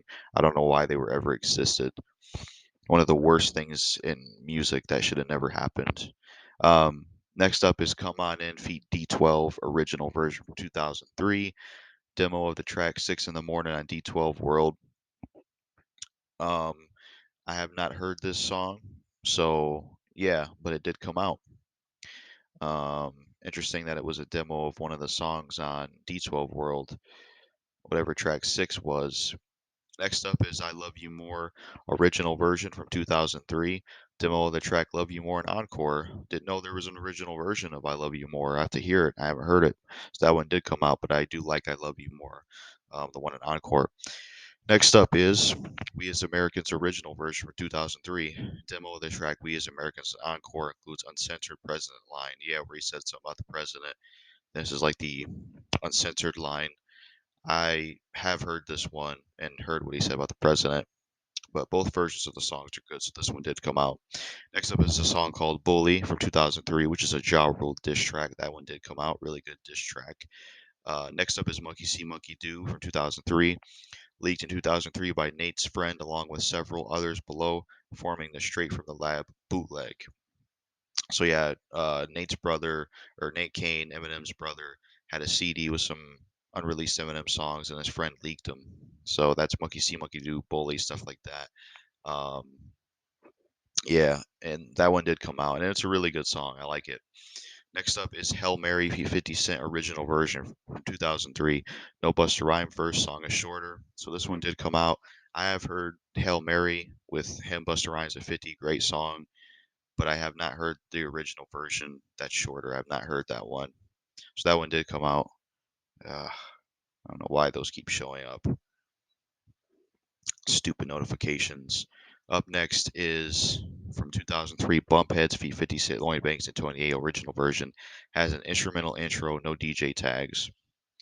Okay, that's probably the version I assume he put on the Eminem Show Anniversary Edition.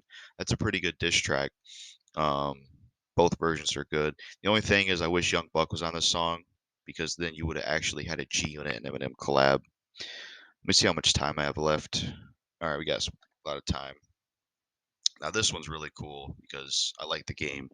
Right here we have from 2004. Um,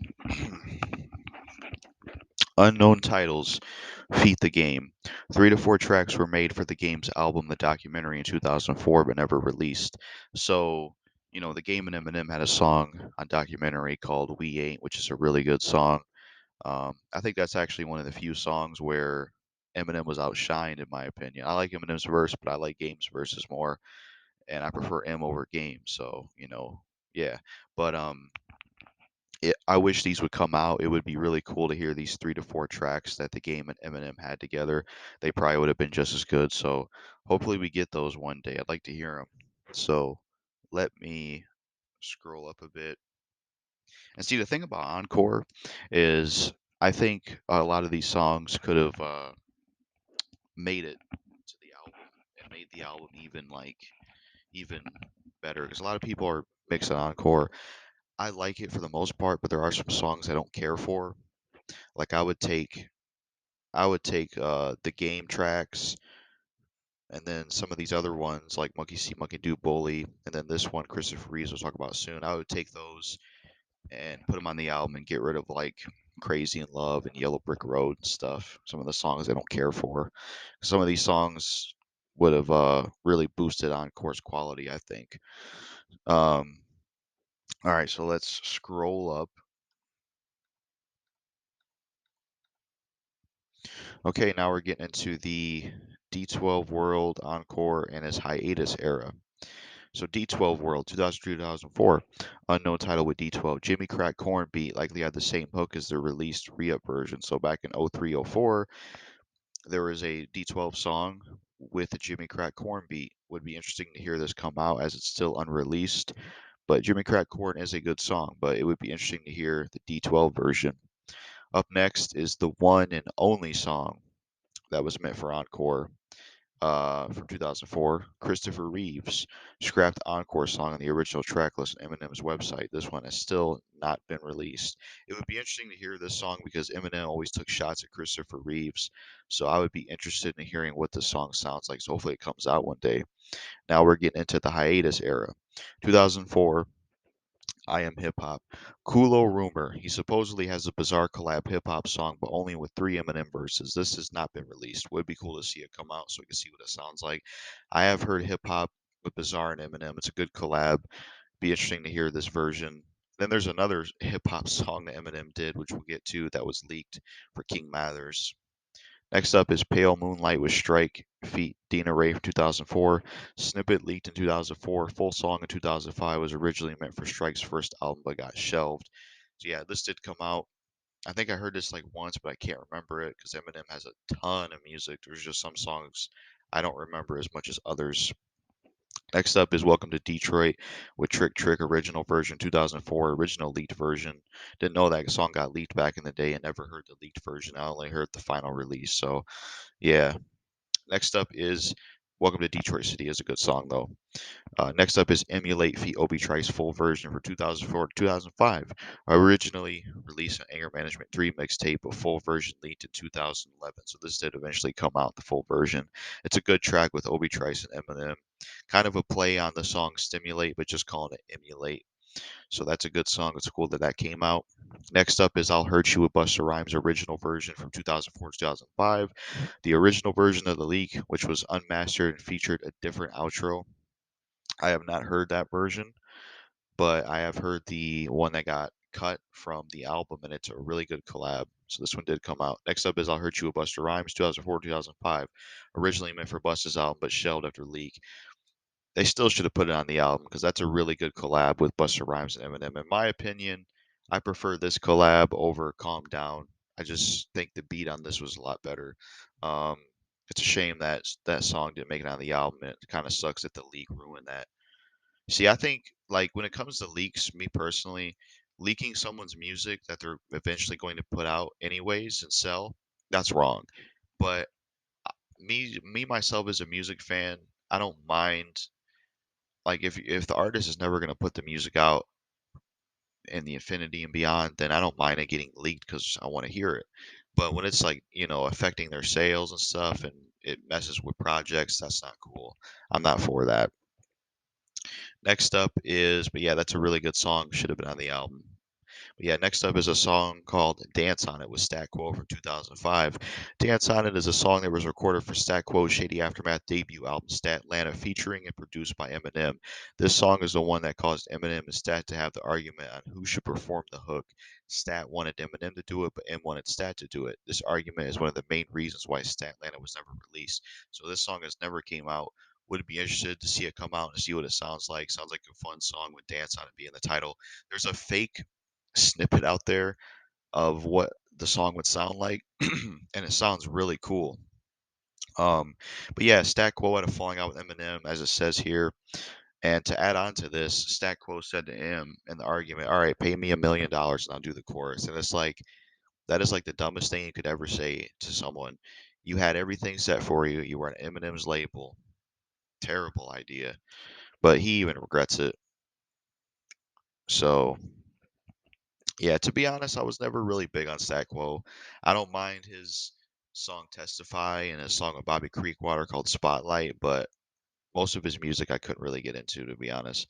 Next up is Lean Back with Fat Joe, the Little John and Mace original version from 2005. This one did come out. I don't think I heard that one. I only heard the original, and then I heard the remix with Eminem, but I have not heard that one. But it's a really good song. So up next, we're getting into the Statlanta and then King Mathers. Just me so much time I have left. I'm gonna do the Statlantas and then get to the next part. So, so we're into just two things from Statlanta. 2005. The next one was Stat Quo. Original unmastered version, a longer outro, but mostly the same. This one did come out. I have heard it. Not a fan of the song. I like Eminem's verse, but I can't really get into the track. I don't really like the chorus. I'm not really big on Stat Quo. Don't really like the beat. That one wasn't for me. It was meant for Statlanta. Next up is from 2005, Testify with Stat Quo, leaked Statlanta song, confirmed on a track list posted on XXL in 2006. That came out as well. I actually do like that one. To me, that's better than the next one. Good Eminem verse. Stat Quo is good on there, so I do like that song. Now, we're getting into King Mathers, which, yeah, we're going to be getting into King Mathers. So I'm going to end it for now because I'm running out of time. We'll be back and we'll be covering King Mathers. All right, ladies and gentlemen, we are back. Second day of filming. For those that know, I use ClipChamp for these like face cam type videos. I can only film for 30 minutes, so parts and pieces is why it's like the way it is. So back to Eminem Leak Tracker. I got some water with me this time because my voice was getting hoarse as a motherfucker last time before this part. So now we're on the King Mathers era. Let's get a drink of this real quick. Okay. Up first, we have a song called "The Apple" from 2007. So this King Mathers stuff was all. These are all songs that were meant for the King Mathers album. So it says "The Apple" 2007 for King Mathers mixtape. So this one did come out, and it's a really good song. I like it. Enjoyed that one. Glad it came out. It says here mixtape, so I guess it either could have been a mixtape or an album. I know the re-up was supposed to be a mixtape at one point as well. Up next is Happy Birthday feat. Jay-Z, Dr. Dre, 50 Cent, Stat Quo, and Cassius. Syllables original 2007. Cassius recalls an earlier version of Syllables with a chorus singing Happy Birthday, even more generic and sarcastic than the version we have. That one has not come out, but I would like to hear it one day because Syllables is a really good song, and the chorus is pretty catchy and funny that Eminem does. It's like a mockery of pop choruses, but it would be funny to hear Eminem singing Happy Birthday and being even more sarcastic and generic. That probably is a very fun one. So hopefully that comes out one day. We can hear it. It's interesting. There's even an alternate version of that song. Shows you how much stuff Eminem has. Next up is Syllables feat. Jay-Z, Dr. Dre, 50 Cent, Stat Quo, and Cassius. The one I heard, the one that came out 2007 for King Mathers mixtape. So yeah, this one did come out. I heard it. It's a really good song. Really predicts what rap has become in the future of hip hop and shit like that. It's a solid track. Glad that one came out. Next up is I Get Money remix from 2007 for King Matters mixtape. Really good remix. Eminem absolutely kills it. Um, that's a great remix by Eminem. I love that one. Glad it came out. So it did come out. Next up is Everything from 2007 for King Mathers mixtape. Love that song. It's a really good track. Good chorus, good rapping. I wish it could have been made into like a fully complete song because it only has like a verse and then like two choruses, but it's a solid track. That was one of the more recent leaks from just a few years ago, but it is pretty recent for the King Mathers mixtape. So that one did come out. Up next is Cutback from 2007 for King Matters mixtape. That one came out as well. That leaked around the same time as Everything. That's a really good song. I like that one. Good beat. Kind of gives me D12 vibes. And I like the rapping on there. Eminem has this kind of really good uh, flow on the song. And the rhyming's really good. I like the way Eminem sounded on Cutback. I wish it was a full song. It's only like 40 or 50 seconds. Next up is 50 Ways from 2007 for King Matters mixtape. 50 Ways is a really good song. It samples 50 Ways to Leave Your Lover, which, interesting enough, Eminem did sample that song before on Slim Shady EP. So this would be a second time sampling. I believe the song he sampled on was Murder Murder. But 50 Ways is a really good song. It's basically about Kim. Very, very dark horrorcore song. Really good track, honestly. And the way Eminem's voice. Another thing is, around this time, this was a very dark time period for Eminem because he lost proof. He was really deep in his pill addiction. He was fat, very depressed. So his rap voice sounded very different in this time period, especially on 50 Ways. It sounded just very like mellow and deep and just sad. And it kind of added a certain layer to his music at that time. So that's what makes the song even more, I think, interesting and creepy. That's what makes the King Mathers era, like, to me, this is the most interesting era of Eminem because it's so mysterious and he was not really doing a whole lot besides like the re-up and curtain call because of everything he was going through. So yeah, 50 Ways did come out and it's a good one. Up next is Hip Hop from 2007 for King Matters mixtape. So yeah, not to be confused with the Bizarre collab. This was Eminem's song called Hip Hop. I like this one. It's only like maybe 30, 40 seconds. I wish it was a full song, but this one did come out. It's really good. I like how Eminem sounds on the song when he's rapping. Really good tone of voice. Um, it's pretty solid. I believe it was supposed to lead into "It's Been Real" because at the end of Hip Hop he says, I think he says, "I hate to say this, but," and then I would imagine, but I don't know. We never got the full, complete version of King Mathers released yet. Up next is "It's Been Real" outro from 2007 for King Mathers mixtape. This was released as well, leaked. Uh, really good outro. It's like a goodbye song from Eminem saying, "I'm done with the rap game. It's been real. It's too much for me." And he's shouting out everybody. Very, very sad song to listen to by Eminem. You could just hear how much of a dark place he was in. So it's a really good song, really good outro. You should have put some verses on it because I think it kind of reminds me of when I'm gone. And I think it would have been cool if he put some verses on it. But yeah, that was a good one. Next up is Goats from 2007 for King Mathers mixtape. Really good track. That one did come out. I have heard it. Personally, that is what I think Rap God should have been. I haven't listened to Rap God in a long time, so I don't know what I think of it nowadays. I don't hate the song, but I just always preferred Goat over Rap God. I don't know. I just like the beat more. I like the chorus more. I like Eminem's whole approach to Goat more than Rap God. I feel like this is just a something that I like more in terms of calling yourself the best of all time, more so than Rap God, um, because it means the greatest of all time. So yeah, that one did come out. It's a really good song. Up next is Difficult, which is a Proof tribute from 2007, most likely originally for King Mathers mixtape. Unsure if he would release it. So this one did come out. It did leak. It's a really good tribute song for Eminem. To Proof. I actually like this one more than You're Never Over. Um, You're Never Over. I respect the song because Eminem wanted to get a public song out for Proof on Recovery, but I'm just not really a fan of You're Never Over. That song doesn't work for me, beat wise, hook wise. I just didn't think it worked as a song, but I get the concept of it. But I think Difficult was a better song to pay tribute to Proof. I also think something like Security by Royce da 5'9" was also another good song to pay tribute to Proof. So I think this should have been the official proof tribute, in my opinion. But this one did come out or get leaked, I should say. When I say it came out, we're pretty much meaning leaked because this is Eminem Leak Tracker. But this came out, it was good. Next up is Unknown Title for Akon from 2007. Mentioned by Akon that they made an Eminem song for Eminem's project and smacked that session. So this one hasn't come out yet. Be interesting if it came out to see what it sounds like. Um, would have been cool to see Akon featured on King Mathers because Smack That was a good song. So I'd like to see what else they would have did. Hopefully this comes out one day we can hear it. Akon did mention in an interview that he has a few more collabs with Eminem that he hadn't put out yet that they made around the Smack That session, but apparently they're just instrumentals. Eminem didn't record verses, and he said he would like to get Eminem on those. I would be very interested in those because I'd love to hear Eminem on this type of production. Because I will mention this real quick. I'm really not huge on Eminem's newest music personally. I'm just not really a fan of like the rap style and the production.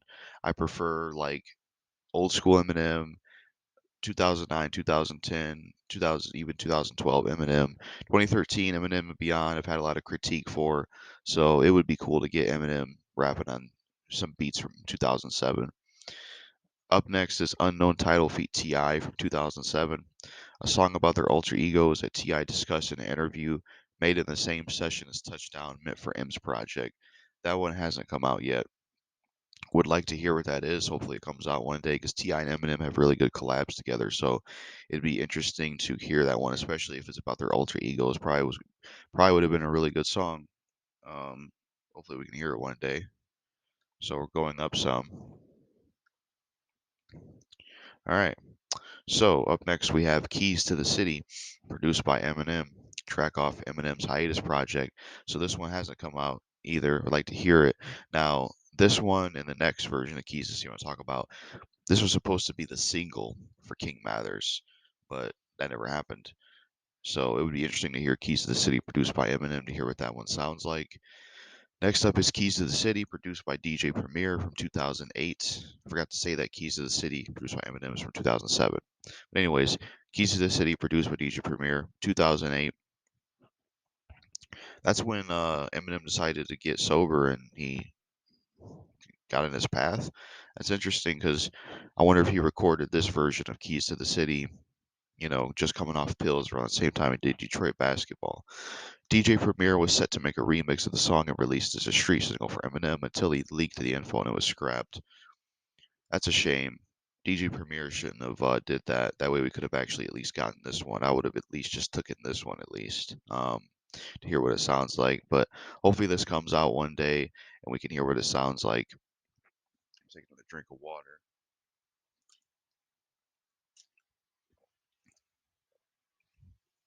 Next up, we have track 13 skit with Dina Ray from 2007. Mariah Carey diss. That was an intro to Never Gave a Fuck, according to the same DJ. Interesting. Um, this one has not come out. It would be interesting to hear what this sounds like, especially with Dina Ray in there and whatever she had to say about her. Because Eminem worked with her back in the day on Superman, and I think she's on D12's album too. That's from 2007. Up next is Never Gave a Fuck Less, feat 50 Cent, Obi Trice, and Cassius from 2007, which sounds a lot like a sequel to Just Don't Give a Fuck, Still Don't Give a Fuck. Song title posted online by Cassius in 2011 and mentioned by a DJ in 2007. So this one exists, but it hasn't been released yet. Hopefully it comes out one day so we can hear it. Love to hear what this one sounds like, especially with the features on it. Next up is Out Unknown Titles, 2006 to 2008. Another 1 to 2 albums worth of unknown songs. It's pretty crazy.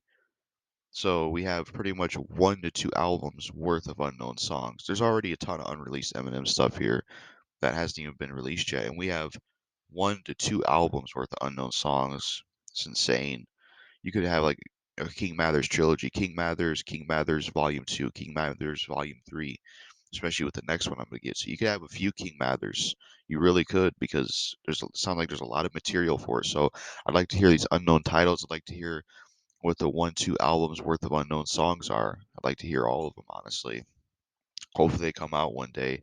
And honestly, Eminem, he should just release this unreleased music and sell it because I would literally buy it. If he would release all this stuff, I would buy it. I would not have an issue with buying it. It'd be so worth it. He could make money off it because people on Reddit they would be selling Eminem songs that are unreleased for $1,000. Eminem could be making twice that if he would sell this stuff, in my opinion. Up next is Unknown Titles from 2006 to 2008. 25 to 30 songs with Bass Brothers production, supposedly Marshall Mathers LP style of anger and rap. So these haven't came out yet. I'd like to hear what these sound like if they ever all come out one day. But that's crazy. 25 to 30 songs. So that's what I meant by the fact that King Mathers, you could have probably a couple King Mathers because you got 1 or 2 albums worth of songs. Plus you got 25 to 30 songs. So that's enough to make a damn trilogy here. Um, and Bass Brothers being involved is cool because they were involved with a lot of Eminem's early stuff and they're good producers. And it's cool that it was going to be, at least these songs were going to be like MMLP style of anger and rap. That's pretty cool. It would have been interesting to see how he would have approached that style around this time. Because I read somewhere that King Mathers at one point was going to be similar to Marshall Mathers LP, as they said here, with the style of anger and rap. Now let me check my time. Okay, we have a lot of time left. All right, so up next, several proof dedication tracks from 2006 to 2008. No titles known, but there were at least 4 to 5 songs, including Difficult, meant for proof that he never released. So would like to see these come out one day so we can hear all of them, to hear all the different versions and all the proofs, dedication songs. Um, I remember Eminem mentioned in an interview talking about this where he had a couple of them and he said that one of them leaked or something, but he said he wasn't really happy with any of them, so he decided to just have a Relapse be his tribute dedication to Proof. So I remember him talking about that. So we are done with King Mather's specific album or mixtape stuff. Now we're going to get into King Mather's era. So, up next is Unknown Title feat. G Unit. So all this is from King Mather's era from 2007, a song featuring Eminem for the G Unit album Terminate on Sight. I think this is a real shame that this one didn't happen because we never have gotten, if Young Buck would have been on the songs, I know he wasn't on every song on Terminate on Sight. Terminate on Sight is a dope album by G Unit. I like that album. I think that's their best one in my opinion. Um, we never got a song with all of G Unit plus Eminem. And especially in 2007, it would have been awesome to have a song with G Unit and Eminem, especially on the Terminate on Sight album. So, and plus, I don't think Eminem's ever been featured on a G Unit album, so that would have been a first. That one has not come out yet. Hopefully, it comes out one day and we can hear it because I really want to hear what that sounds like. It's probably a really dope song. Because Terminator on Sight, gangster rap album, but it also had kind of a, I would say, dark feel with a song like TOS. So I think that would have worked really well. Next up is Forever Shady with Cassius from 2007, confirmed to exist by Cassius on his Instagram. So this one's still unreleased, but I would like to see it come out and hear what it sounds like. I'm sure it's solid because Cassius and M usually make really good tracks together. Next up is Whatever You Want It to Be with T.I. from 2007. A song with the hook from I Could Be, also made in the same session as Touchdown, was meant for T.I.'s record, but Touchdown made the cut instead. So there's a song, then this the next one, that eventually came out called I Can Be with Helluva, where it's M on the hook and Helluva raps. I don't mind that song, but I wish we would have gotten this one instead because I love the production on I Can Be and I love Eminem's chorus. And I would love to get the Eminem and T.I. version of this. It probably would have been really good. Would have had a great chorus, great beat, really good team up with T.I. and Eminem. So I really wish we would have gotten that version instead. Um, so that one's unreleased still, but hopefully one day we get to hear it. Next up is I Can Be with Helluva original version from 2007. So this is the version we got that I was talking about before. Original leaked version with no DJ tags, most likely reused from the hook. Most likely reused the hook from whatever you want it to be when it didn't make the cut for T.I.'s '07 album. Yeah, this is the one that did come out. I don't mind this song, but I would prefer Eminem and T.I.'s version personally. Um, it's not to say Hella was a bad rapper, but I just think the idea of Eminem and T.I. on a song like that with this chorus and beat would have been awesome. Up next is 22's feat Eminem with Cash's original version, 2007-2008.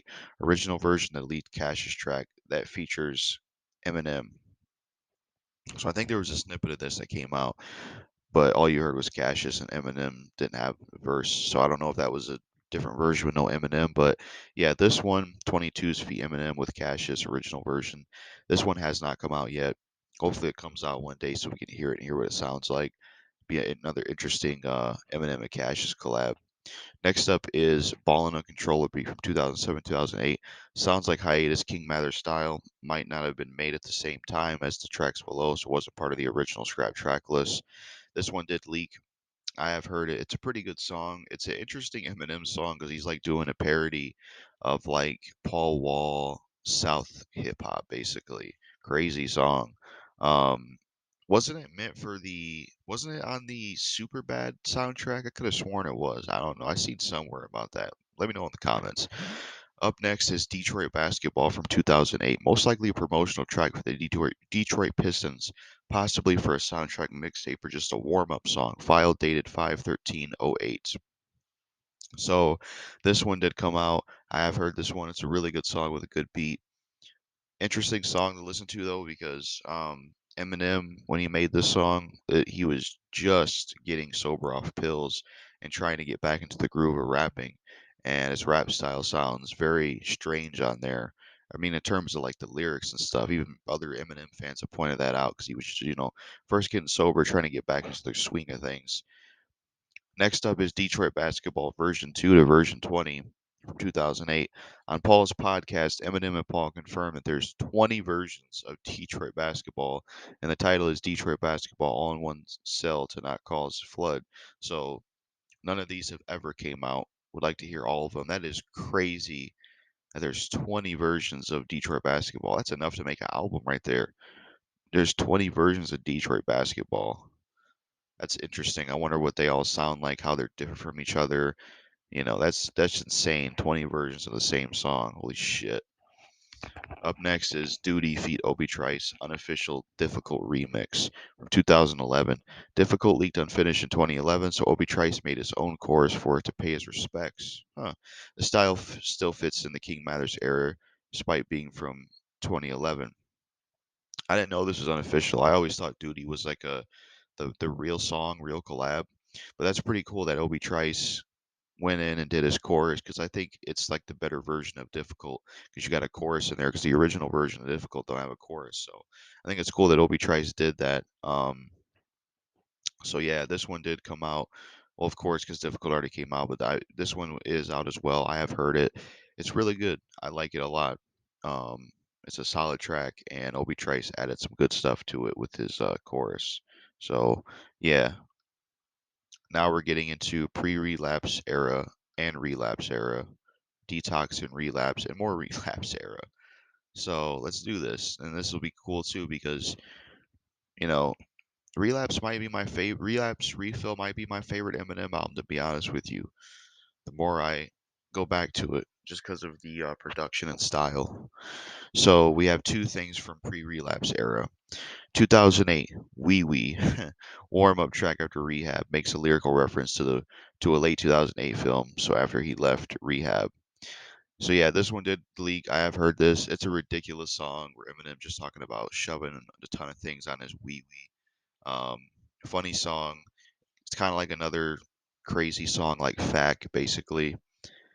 Next up is I'm having a Relapse freestyle from 2008. An officially leaked promotional freestyle for Relapse was available for free MP3 download online. So this came out.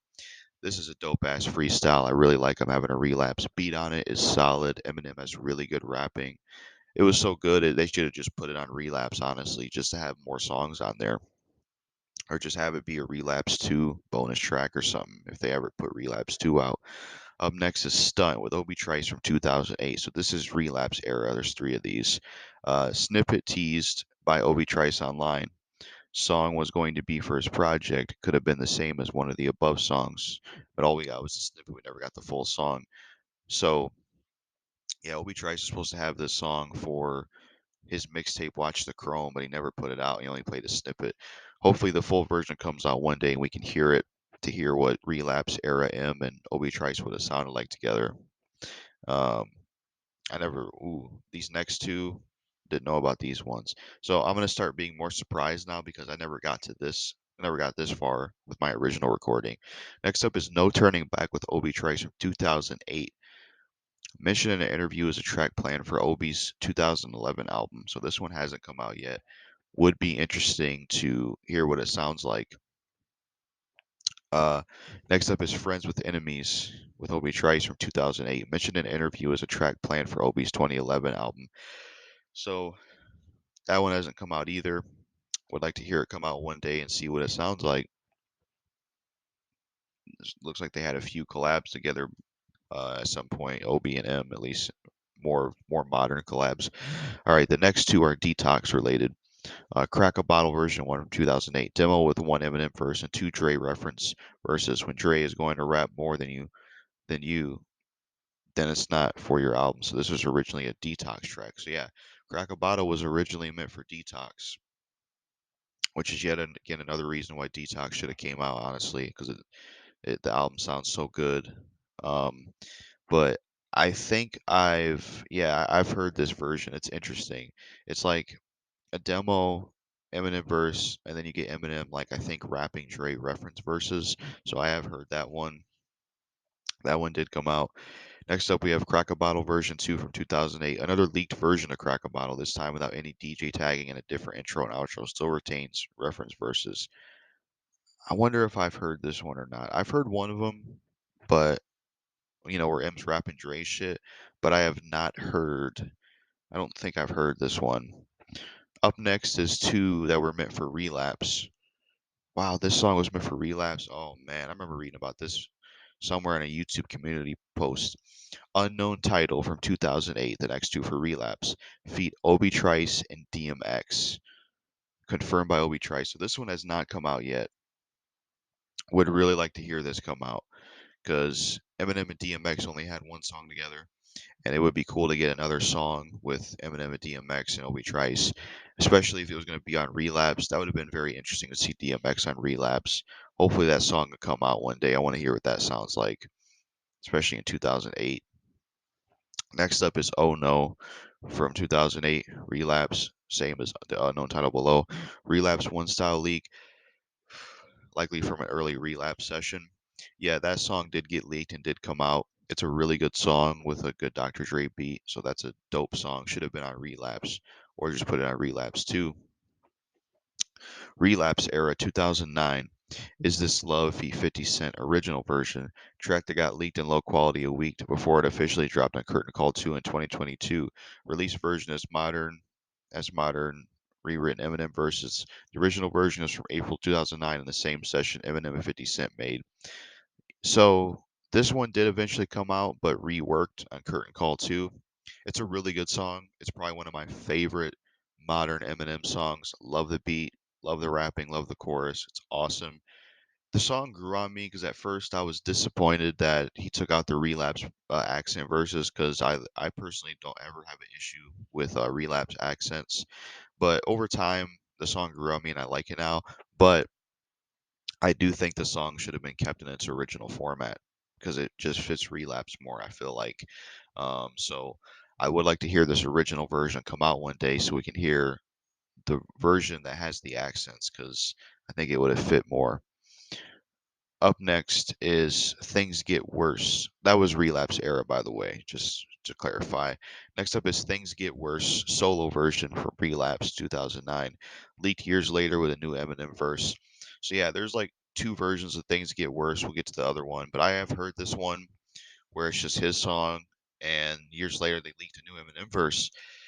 It's a really good song. I like it. Good Relapse type track. And I know like they leaked Eminem verse. He takes shots at Rihanna and mentions Chris Brown. So I remember he had to talk about that in an interview. So that one did come out. Should have been on Relapse as well. Next up is Things Get Worse feat B.O.B. from 2009 from the Relapse era. Originally leaked before released on B.O.B.'s mixtape. So it was leaked and it was put on B.O.B.'s mixtape. I have heard this one. It's a pretty good song as well. Same as solo, but you got B.O.B. on there instead of having the other Eminem verse. So that's a good song. I like that one. Next up is Detox. another Detox one, Topless with Dr. Dre and Nas from 2009. Eminem's part is a reference verse for Dre. File name supposedly said 3/20/2009 and sure if true. So this came out, and Topless is a really good song. Yet again, another reason why Detox should have came out. So this did come out, and it's a dope song. The only thing that confuses me about Topless though is I don't know what's really the official version because it says here Topless with Dr. Dre and Nas. So is the only real version just with Dre, Nas, and that's it? Or was there a version with Eminem and T.I.? Because there's a version out there with Eminem, T.I., Dre, and Nas. Eminem's rapping a reference verse for Dre. So, whoa, whoa, whoa, whoa, whoa, whoa. What the hell did I just do? Son of a bitch. I don't know what I just did, people. My apologies. I don't know what the fuck just happened. I don't know what the hell just happened. That was dumb as shit. That was fucking stupid. Um, but as I was saying, yeah, there's another version of Topless out there. Maybe that's a put together version. Maybe there's an alternate version of Topless that was supposed to have T.I. on it. So I'm kind of confused about that. But regardless, whether it's this or the one put together I was talking about, it's a good song and it's good that it came out. So now we're getting into Relapse 2 and then Relapse 2 era and then Relapse 2 recovery era recovery stuff. So let me see how much time I have left. All right, I'm going to end it for now because I'm running out of time. We'll be back. All right, back to it. So, we were on Relapse 2 era, Relapse 2, a whole bunch of stuff. So, let's start with three songs that were meant for Relapse 2. Insult to Injury, 2008 to 2009. DJ Alchemist mentioned hearing this track saying that it was the opening song for Relapse 2, starting off where Underground left off. So, this is unreleased, hasn't came out. Would like to hear what it sounds like, especially if it was meant for Relapse 2. Next up is a song called Nut Up from 2009, leaked Hawaii era Relapse 2 track. File name said 8/5/2009. So this is another song meant for Relapse 2 that did eventually come out. It's a pretty good song. I like that one. I think the production could be somewhat better on it though. I find it kind of lacking. Next track is called Island Boys from 2009. Kulo Rumor, Hawaii era Relapse 2 track that he claims he has. So I've never heard this one. It still hasn't come out yet. Hopefully it comes out one day so we can hear it. That's why I wish there was a wish we'd get Relapse 2. Next up is The Warning, 2009. So these two are Relapse 2 era. From 2009, The Warning, and officially leaked this track response to Mariah Carey's Obsessed and was available for free MP3 download originally on a blog called Rap Radar. So that did come out, and it was a really good diss. I've heard that one. Next up is Forever with Drake feat Kanye West and Lil Wayne, original version 2009, original unmastered version. It's a good song. I like it a lot. I have not heard the original unmastered version though, so I can't really comment on that. Up next is a song that was meant for Relapse 2 / Recovery era 2. So now we're getting into Relapse 2 Recovery era, at least for this one. 2009, 2010. Unknown title with 50 Cent. A song featuring Eminem for 50's album Black Magic, which was not released. So 50 Cent was supposed to have an album in like the 2010s called Black Magic. It was going to be like EDM, the kind of stuff, the kind of music David Guetta and Lady Gaga and Usher was doing. I really wish 50 Cent would have went ahead with it because it would have been a cool, different style for him to do. Because I like that song he did with Esther Dean, Hard Rock, very fun EDM club song, and it would have been interesting to see how 50 not only sounded like that, but Eminem was going to be featured on there. It would have been interesting to hear Eminem do that style. So yeah, we have not heard this song. Hopefully, it comes out one day so we can hear what it sounds like. The next three is Relapse 2 / Recovery. Unknown title, feat 50 Cent, 2009 2010. A song featuring 50 Cent for Eminem's next album, Relapse 2 or Recovery. So this one has not come out yet. Hopefully, we get to hear it one day. Definitely think this should have happened because there was no 50 Cent features on Recovery at all. Next up is Cocaine feat Jasmine Sullivan from 2009 2010. Kulo Leak, rumored to be a Relapse 2 track. Yeah, this is a really good song. I like this one a lot. It's not a lot on YouTube for the most part, which sucks, but you can find it on SoundCloud. Really good song, great beat, great rapping. I think Jasmine Sullivan is one of the better singers that Eminem's worked with, and I think he should do more collabs with her. Um, And yeah, it's good that that came out, so we got to hear it. But it would have been cool if that made it on a recovery or something. It was a good song though, but originally Relapse 2, because Relapse 2 was supposed to be the next album after Relapse, but then it turned into Recovery. So I imagine some of the material that was Relapse 2 probably landed at Recovery, which is why they have this listed together. So we have next, Hit Me With Your Best Shot for D12, 2009, 2010, Hit Me With Your Best Shot for D12. Kula Lee confirmed to be a late version of Relapse 2, but using a recovery style, early 2010. So this one did come out. I have heard it. It's a really good collab with Eminem and D12. It was cool to hear them together on more of a modern style. I like that one a lot. It's a shame it couldn't be put on an album. Maybe the leak ruined that or something. See, the thing about leaks is, if as a music fan, I think it is wrong to leak people's music that they're going to release and sell. I don't agree with let's leak their upcoming music. I don't agree with that because they're going to release it anyways. It's theirs. They need to make money off it. But if they're never going to put the music out and it's always going to stay unreleased, then I don't mind the leaks because as a music fan, I want to hear it, even if the artist doesn't want out or even if the artist doesn't like it, because there's always a difference between what the fan and creator thinks. So now we're getting into the recovery era.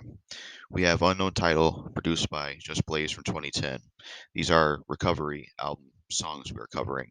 Um, Track they did together before Fly Away. Should be noted that there are probably more Just Blaze produced songs that we don't have or know about. Wow, so there's probably even more than they know about. That's crazy. Yeah, it'd be interesting to hear what this song sounds like if it ever comes out one day. Just Blaze is a good producer, and it'd be interesting to hear one of the album cuts that didn't make it on Recovery. Next up is Fly Away feat. Just Blaze from 2010. Cool Leak Recovery Style Leak. Unfinished track using Just Blaze vocals as a placeholder for Rihanna. File name supposedly said 3/12/2010. Unsure if true. So apparently Rihanna was supposed to be on that song instead of Just Blaze. Um, Just Blaze, or I mean, not Just Blaze. Fly Away, I remember being just an alright song. You know, I'm not super mad it wasn't on Recovery because I don't think it's a classic. I think it's just an okay song. But it was cool that it came out. We got to hear it, but maybe it getting leaked is why it didn't come on Recovery. You see, I'm not saying that it's cool that Cool leaked some of these because some of these he leaked were songs that were supposed to come out. That's not cool he leaked those. I'm not trying to say that, but I'm just saying that I'm glad we got to hear it. But if it was meant for the album, it should have not been leaked. It should have, been on the album. But people leaking stuff that an artist is going to release and sell, it's not right. Don't get it twisted. Wanted to clear myself up there. Um, so yeah, heard that one. Be interesting to hear if they were able to finish it, what the Rihanna version would have sounded like. Next up is Almost Famous, alternate version for 2010. Cool rumor. He claims he owns another version of the song, but he has not leaked it. That's interesting. I would really like to hear this and hear it come out because personally, I do not like Almost Famous on Recovery. That's probably one of my most least favorite Eminem songs. I just really dislike the production, really dislike the chorus. Not an Eminem song I like, not one I go back to. So I'd be very curious to hear this alternate version. Hopefully, it has a different beat.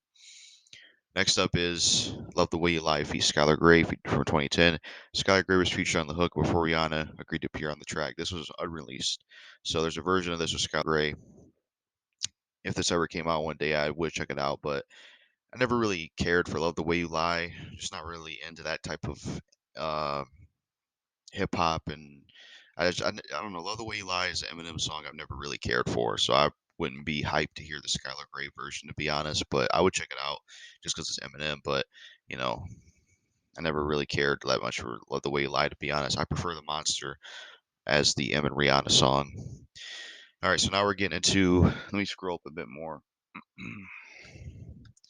Now we're getting into Recovery era. 2010 Despicable Freestyle, an officially leaked promotional freestyle for Recovery and was available for free MP3 download online. So this came out. I have heard it. It's really good. Next up is Hello Good Morning with Diddy, Dirty Money Remix 2010. Kulo leak. Eminem's verse replaces the guest verse spot in this remix. Oh, so this is a Kulo leak. I thought I heard Diddy took M's verse off and it didn't work out, or maybe Kulo's leak ruined that. I'm not sure. But Eminem does have a really good verse in Hello Good Morning. I wish he could have made it in the official remix because that would have been cool to see. But this did come out and I heard it. It's really good. Next up is Roman's Revenge, Nicki Minaj original version from 2010. Original version with a few alternate vocals after Eminem's verse, but mostly the same. I have heard this one. The chorus is different. It's similar to what Jack Nicholson and Adam Sandler were singing. I feel pretty in anger management. It's it's interesting. I guess I don't remember minding Roman's Revenge, I suppose, but I never really could get into Nicki Minaj's music to be honest. So next up is That's All She Wrote with T.I. alternate version from 2010. Coolo Leak includes a different Eminem verse than the regular version. So yeah, there's an alternate version of All She Wrote where I think it's like a different Eminem verse than the regular version. I think I heard this one. I'm pretty sure. And then I also heard one where they like made a solo version or something. So, I mean, I know Kulo leaked some songs that probably weren't ever gonna come out, like the Apple and stuff. Maybe I don't know, but him leaking these kind of songs, yeah, that ain't cool. He got into trouble with him and Bad Meets Evil and all of them. I remember that reading about that sometime, but he doesn't do that anymore. But they're mentioning him here because he was a part of this leak stuff. Next up is Celebrity with Lloyd Banks and Akon from 2010. Kulo leak. Later that year, a version without Eminem was released on Lloyd Banks CD. Yeah, that's one thing I don't like about the Kulo leaks that I think Kulo shouldn't have done. Doing these ruined a lot of things because I think Celebrity with the Eminem verse edited in on YouTube is really good, and I think it sucks that Kulo had to leak it because you know, it seems like leaks kind of ruin things. Well, no, they do ruin things, and we could have gotten an official one with all of them on there, but Kulo had to leak it, which I think wasn't good. But I have heard this song and I heard the Eminem version. Both of them are really good. Next up is Where I'm At with Lloyd Banks for 2010. Kulo Leak later that year was released on Lloyd Banks CD. So that's a really good song. At least that one made it on the CD despite being leaked. So that's a good one. It's a really good song. Next up is some Bad Meets Evil stuff. We have Above the Law with Royce to 5'9" original version, made back in February 2010. Originally had funnier verses, but when Royce hopped on it, M changed his verses. That's interesting. That one is unreleased, so I'd like to hear that one day. Um, and see what it sounds like if it ever comes out. We have Lighters with Royce to 5'9" original version from 2010. Had less production as well as a different hook before Bruno Mars hopped on. That's interesting. Would like to hear that one day and see what it sounds like and what the different hook is and just how it sounds. Be interesting to hear it. Next up is Welcome to Hell, Royce to 5'9", version 2, 2010. Basically version 1, but with verses from M and Royce. Basically version 1, but with verses from M and Royce. I'm confused by that because the first version had verses from him. Let me click on this real quick. If it's a lot of reading, I won't read it because I have a time limit on my clip champ, so I can't. Yeah, it's too much to read. So yeah, I don't know what that means. Maybe it's just a sequel to Welcome to Hell or a different version of it, because the original did have them rapping on it. But either way, it would be cool to hear this come out to hear what it sounds like. Next up is Living Proof, Royce to 5'9" original version for 2010. Kulo leaked it a year before the EP dropped, so it was later pushed to the bonus tracks in 2011 when it came out. So yeah, I did hear that song. It's a really good song. Bad Meets Evil. Um, Not cool that it leaked, but you know, yeah, it was a good song though. Next up is Echo with Royce to 5'9" original version from 2010. Kulo leaked it a year before the EP dropped, so it was later pushed to the bonus tracks in 2011 when it came out. Echo's a pretty good song. Great song with Royce and M. Good chorus, nice, crazy, nice, crazy, like horrorcore type track. So now we're getting into post recovery era, detox, and MMLP2 era. So we have a post recovery era thing here, going crazy feet D12 from 2010. Kulo leak. Later that year, a mastered version was released and Return of the Dozen Volume 2, retitled as Fame. That's a good song. I have heard that one. It's really good. Next up is I Need a Doctor with Dr. Dre for Scholar Gray from 2010. So these two are detox related. Gulo League, a single, assumingly for a later version of Detox, and was officially released as a single in 2011. So that came out. That's a really good song. I like that one a lot. Solid track. Next up is Die Hard with Dr. Dre from 2011. Snippet played on TV. Song was meant for detox, never fully released. Yeah, there's only like a 2-minute version with like one or two Dre verses. It's very short. Um, I would love to hear the full version come out one day because Die Hard sounds like such a badass song. It's got a really good beat, really good chorus by M, awesome rapping by Dr. Dre. Just a amazing song it sounds like. So hopefully we get the full version one day. Um, so we have two things from the post-recovery era. We have Talk to Me with Young Jeezy and Feat Freddie Gibbs from 2011. Leak track for Young Jeezy's fourth studio album, but after leaking, did not make the cut. Album released without his leak. TM103 Hustler's Ambition. So yeah, Young Jeezy has a song with Eminem and Freddie Gibbs. It's a pretty good song. I like it. Eminem does the chorus. Jeezy and Freddie Gibbs do verses, but apparently Freddie Gibbs didn't even want to be on the song with Eminem, from what I read. So that song's got some very weird controversy on it. I think at one point, apparently, Young Jeezy and M like had a falling out where Eminem thought Jeezy leaked it. So there seems to be some uh, kind of like whatever you would call it around that song, some just bad stuff around it in terms of relationships. But it is a good song. It's a shame that it wasn't put on the album. Um, Next up is Unknown Titles of 50 Cent from 2011. 4 tracks are Street King Immortal. That's interesting because I thought there was only My Life and then what was it? The other one, Champions. There was a song he was going to do called Champions that he talked about in an interview but never came out. And I thought that was going to be it. So I didn't know there was 4 tracks for Street King Immortal, 50 Cent's album he was supposed to put out in the 2010s but never put it out. Would be interesting to see these 4 come out to see what they sound like. Would be interesting. So let's scroll up.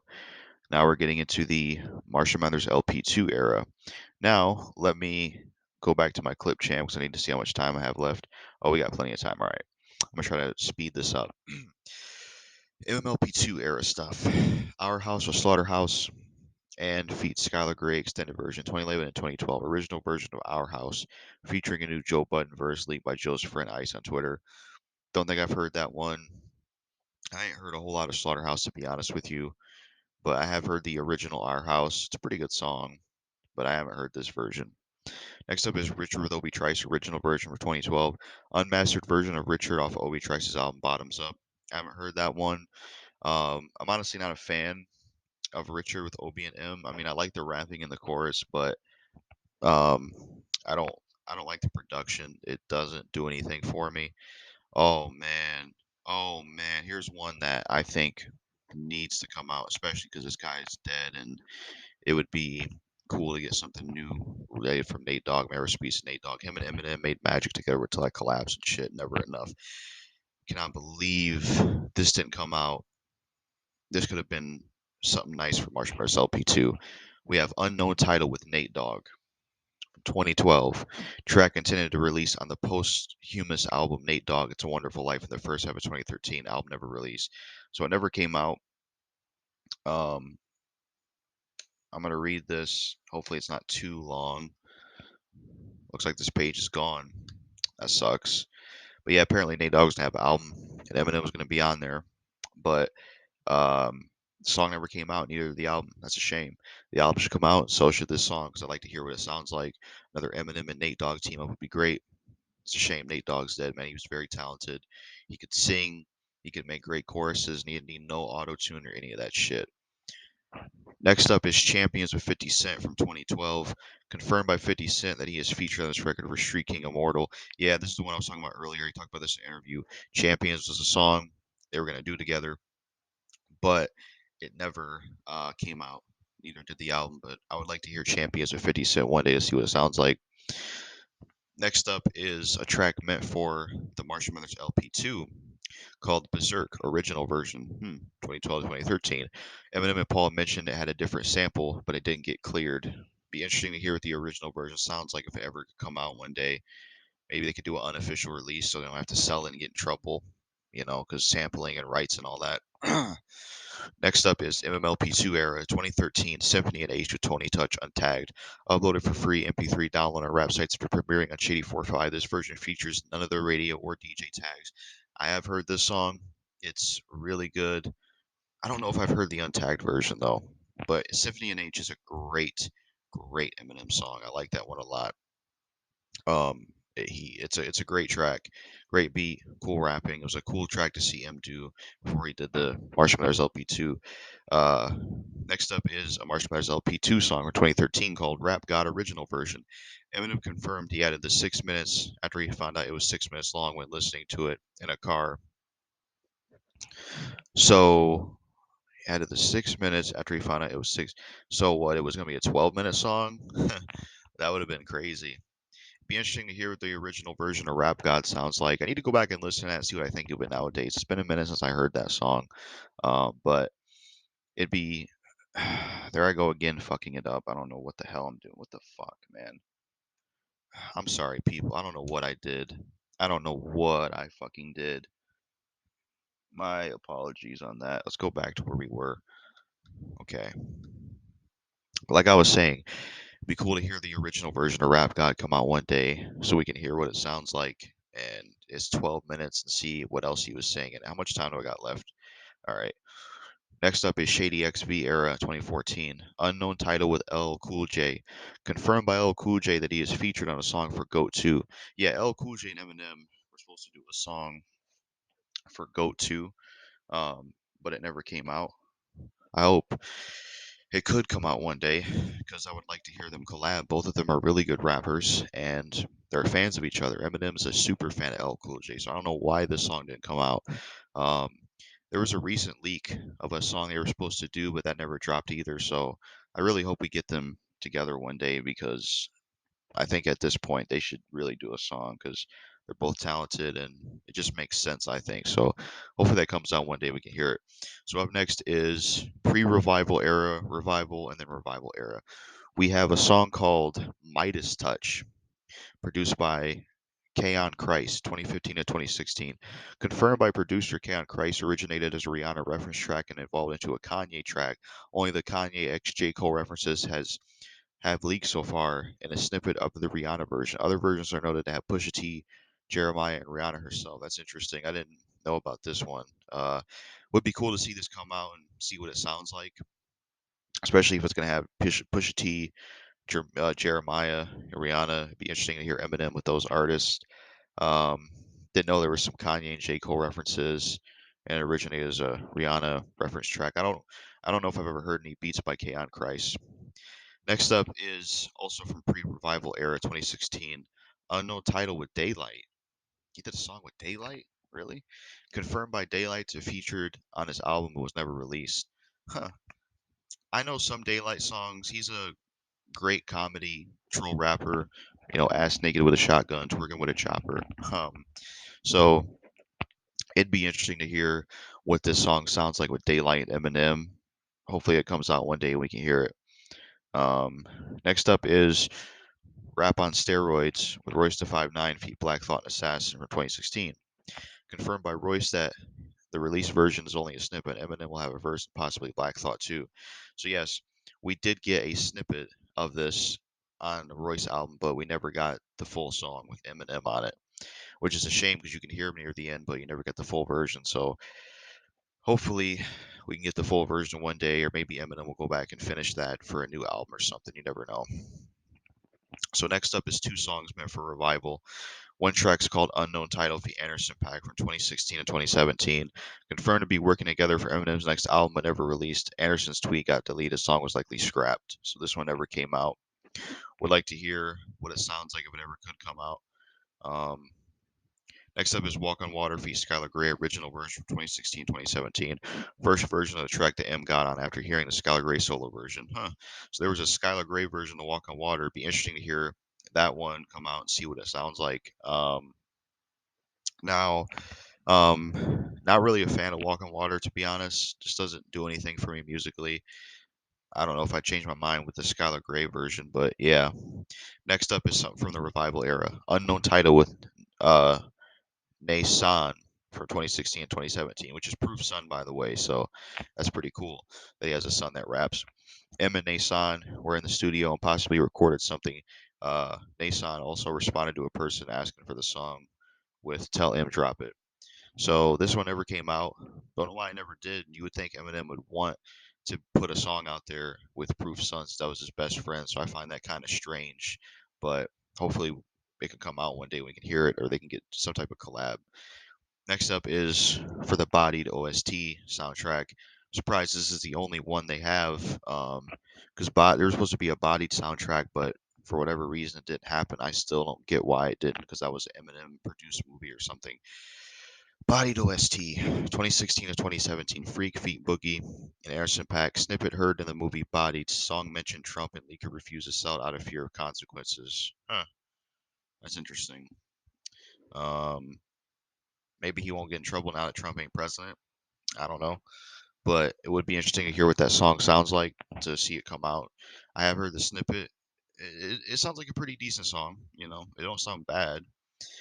All right, so we have some Kamikaze era and a Kamikaze one. So we have a Kamikaze album song, 2018 unknown title, a scrap song from Kamikaze that went too far.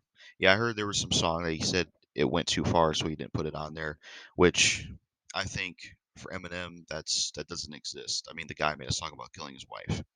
He talked about raping his own mother. The guys made a song about an entire song called "Fack" about busting nuts. So I don't think you could go much farther than that. So I would like to hear this come out one day to hear what it sounds like and to hear what he was exactly saying. Maybe he was dissing the entire rap game. I don't know. And going even crazier, but I'd like to hear that one and see what that was about. Next up is three songs from Kamikaze era. We have What If I Was, which is called What If I Was Gay with Joyner Lucas from 2018. Scrap song from Joyner's album ADHD. I have heard this one, don't like the song. Never been a fan of Joyner Lucas, so I'm not a fan of that track. Next up is What If I Was, uh, which is supposed to be What If I Was Gay with Joyner Lucas, alternate version 2018. Alternate verse with different lines. Haven't heard that version. Um, not a fan of that song, honestly.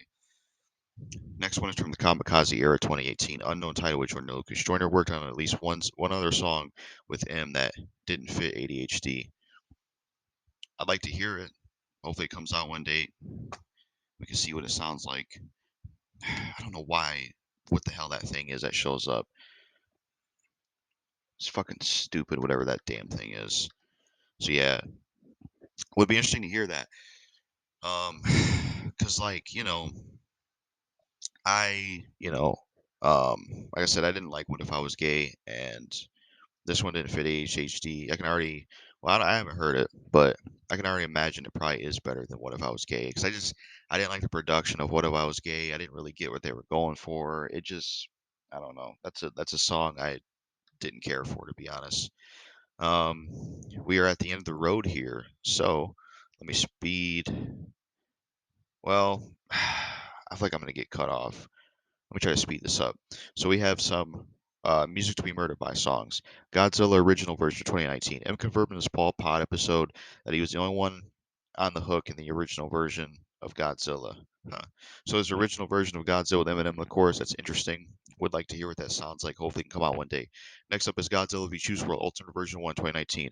Juice WRLD's assistant videographer Chris Long did an interview with Vlad TV in 2022 and claimed Juice WRLD made two versions of the track. Those ones never came out. Would be interesting to see what they sound like. Up next is Godzilla v Juice WRLD Alternate Version 2 of 2019. Alternate version of Godzilla without the line changed, alcohol instead of Adderall, some mixing differences, and slightly longer intro was released by accident. Streaming has been replaced now. I have heard this one. I think it was on Curtain Call too. It just has a few different lines.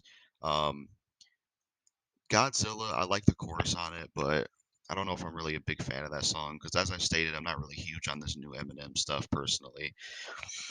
All right, the next section is music to be murdered by era. Um, how much time do I have left? About like I'm just gonna end it here and start a new part. That way I can, you have a little bit more time and give a outro and goodbye and stuff. So we're almost done. All right, so we are almost done with this video about Eminem Leak Tracker. All we have left is music to be murdered by era. So 2019, Bang with Conway the Machine alternate version. Alternate version with some different lines and no beat switch. I have heard this one. Um, and he's like, I think he mentions like Mac Miller and stuff. Didn't care much for Bang or the alternate version, but I have heard it. But yeah, that's one. Another one is called Unknown Title, V50 from 2019. Huh, interesting. New music they're working on together for future project. Music to be murdered by style, most likely. Well, hopefully that comes out in the future. I'd be interested to see what they cook up together. Hopefully it's good. Um, Next up is Use This Gospel remix with Kanye West, Dr. Dre. Eminem recorded a verse for Dr. Dre's remix to Use This Gospel on Jesus is King 2. Ended up being released on DJ Khaled's album God Did on 9/25/2022. Um, I heard the snippet for this and it sounded good, but when the full song came out, I was like, I don't know. The snippet sounded better than the full song. Maybe I'll go back and listen to it again, but that song really didn't do much for me, to be honest. But I know DJ Khaled got it for his album because he always wanted to work with Eminem. Next up is Cemetery from 2020, feat. Royce the 5'9" and White Gold. Cool song title. According to White Gold podcast, he mentioned this song and that it was fire. So this one hasn't come out. Um, be interesting to see it come out and see how it sounds. Especially if he said it was fire. Be another Royce feature too. Next up is from the Music We Murdered by Side B. 2020, These Demons Feat. White Gold original version. White Gold recorded a reference with himself on the hook instead of MAJ. I'm not too familiar with the final version of These Demons or who MAJ is because, like I said, I'm not a big fan of new Eminem. Because I heard Music We Murdered by Side B like maybe once or twice, but I don't remember MAJ. But if this version came out, I'd give it a listen, see how it is. And then last but not least, we have just NA 2021 Last Man Standing feat. Skylar Grey original version. On Paul's podcast, Skylar also mentioned that it was originally just her and Eminem for his album. That's interesting. And then it turned into a song for the Venom soundtrack. So that is it for the Eminem Leak Tracker by John Banana and Embish. So shout out to both of you for putting this together. This is a really cool thing to go through in a YouTube video format, go through this entire thing from top to bottom. Hopefully one day all of this stuff can come out so we can hear all of it. Eminem should just sell all this. He'd make a lot of money off of it. Um, when you read this kind of stuff, it just makes you want these songs even more. Like for me, the ones I would care about the most is um, the Unknown Title with Nate Dogg, post recovery era. Um, I would want what else? I would want some of this recovery stuff, a lot of the Relapse 2 stuff, a lot of this Relapse stuff that's unreleased, uh, a ton of the King Mather stuff. I would really want. You know, I could go through the whole thing, but yeah, I would want all of it. It'd be nice. Um, but let me refresh the page. So I don't have to go all the way up. But yeah, that was it for Eminem Leak Tracker. Link in the description to this if you want to read it yourself. But I always wanted to make a video about this because nobody else has done a video on this, and I feel like it would have been good to do this. That way, if there's people out there who don't feel like reading this, they have me in a video format. Let me see what this is. Oh, that's just okay. So one more thing I want to do to give more credit to who put this together because I believe in giving someone credit. Let me see if I can find their name. John Banana, Eminem. All right. So this channel right here, go subscribe to John Banana. He does hip hop rap projects, including mixtapes, edits, and other stuff, Eminem stuff. Go subscribe to his channel, check him out. He is the one that was involved in Eminem Leak Tracker. Now, Imbus, I don't know if he has a channel, but shout out to him as well. So wanted to give credit where credit's due. But yeah, that is it for my coverage and overall reading of the Eminem Leak Tracker. To add a few more things, there is a few more Eminem song titles out there I'm aware of. I don't know if they're real though. I read somewhere that there's an unreleased Eminem song called Vampire, but I don't know if that's true. And then apparently there's one for Encore called Honor feat. Nate Dogg, but don't know if that's a true one either. Um, but that's all there is to it. So that's it for the video. If you're an Eminem fan, I have a ton of Eminem videos on the channel. I have 3 videos on Eminem fun facts, which talk about like obscure things you may or may not have known about Eminem, including I'll go ahead and spoil something. Eminem's brother Nate Kane has rap songs, by the way. Um, I got a thoughts video on Eminem. I got top 20 Eminem songs. I got a review of Shady XV. I got a review of the Lose Yourself demo. I got a ton of videos about Eminem on the channel. Definitely am a fan of him. And I even talked about him in my top 10 rappers video. So that's it for this video. Peace. And make sure to check out the social medias in the description and all that good stuff. And there's a Cash App and Patreon down there. You can join the channel and support financially if that's something you want to do. But anyways, I'm out.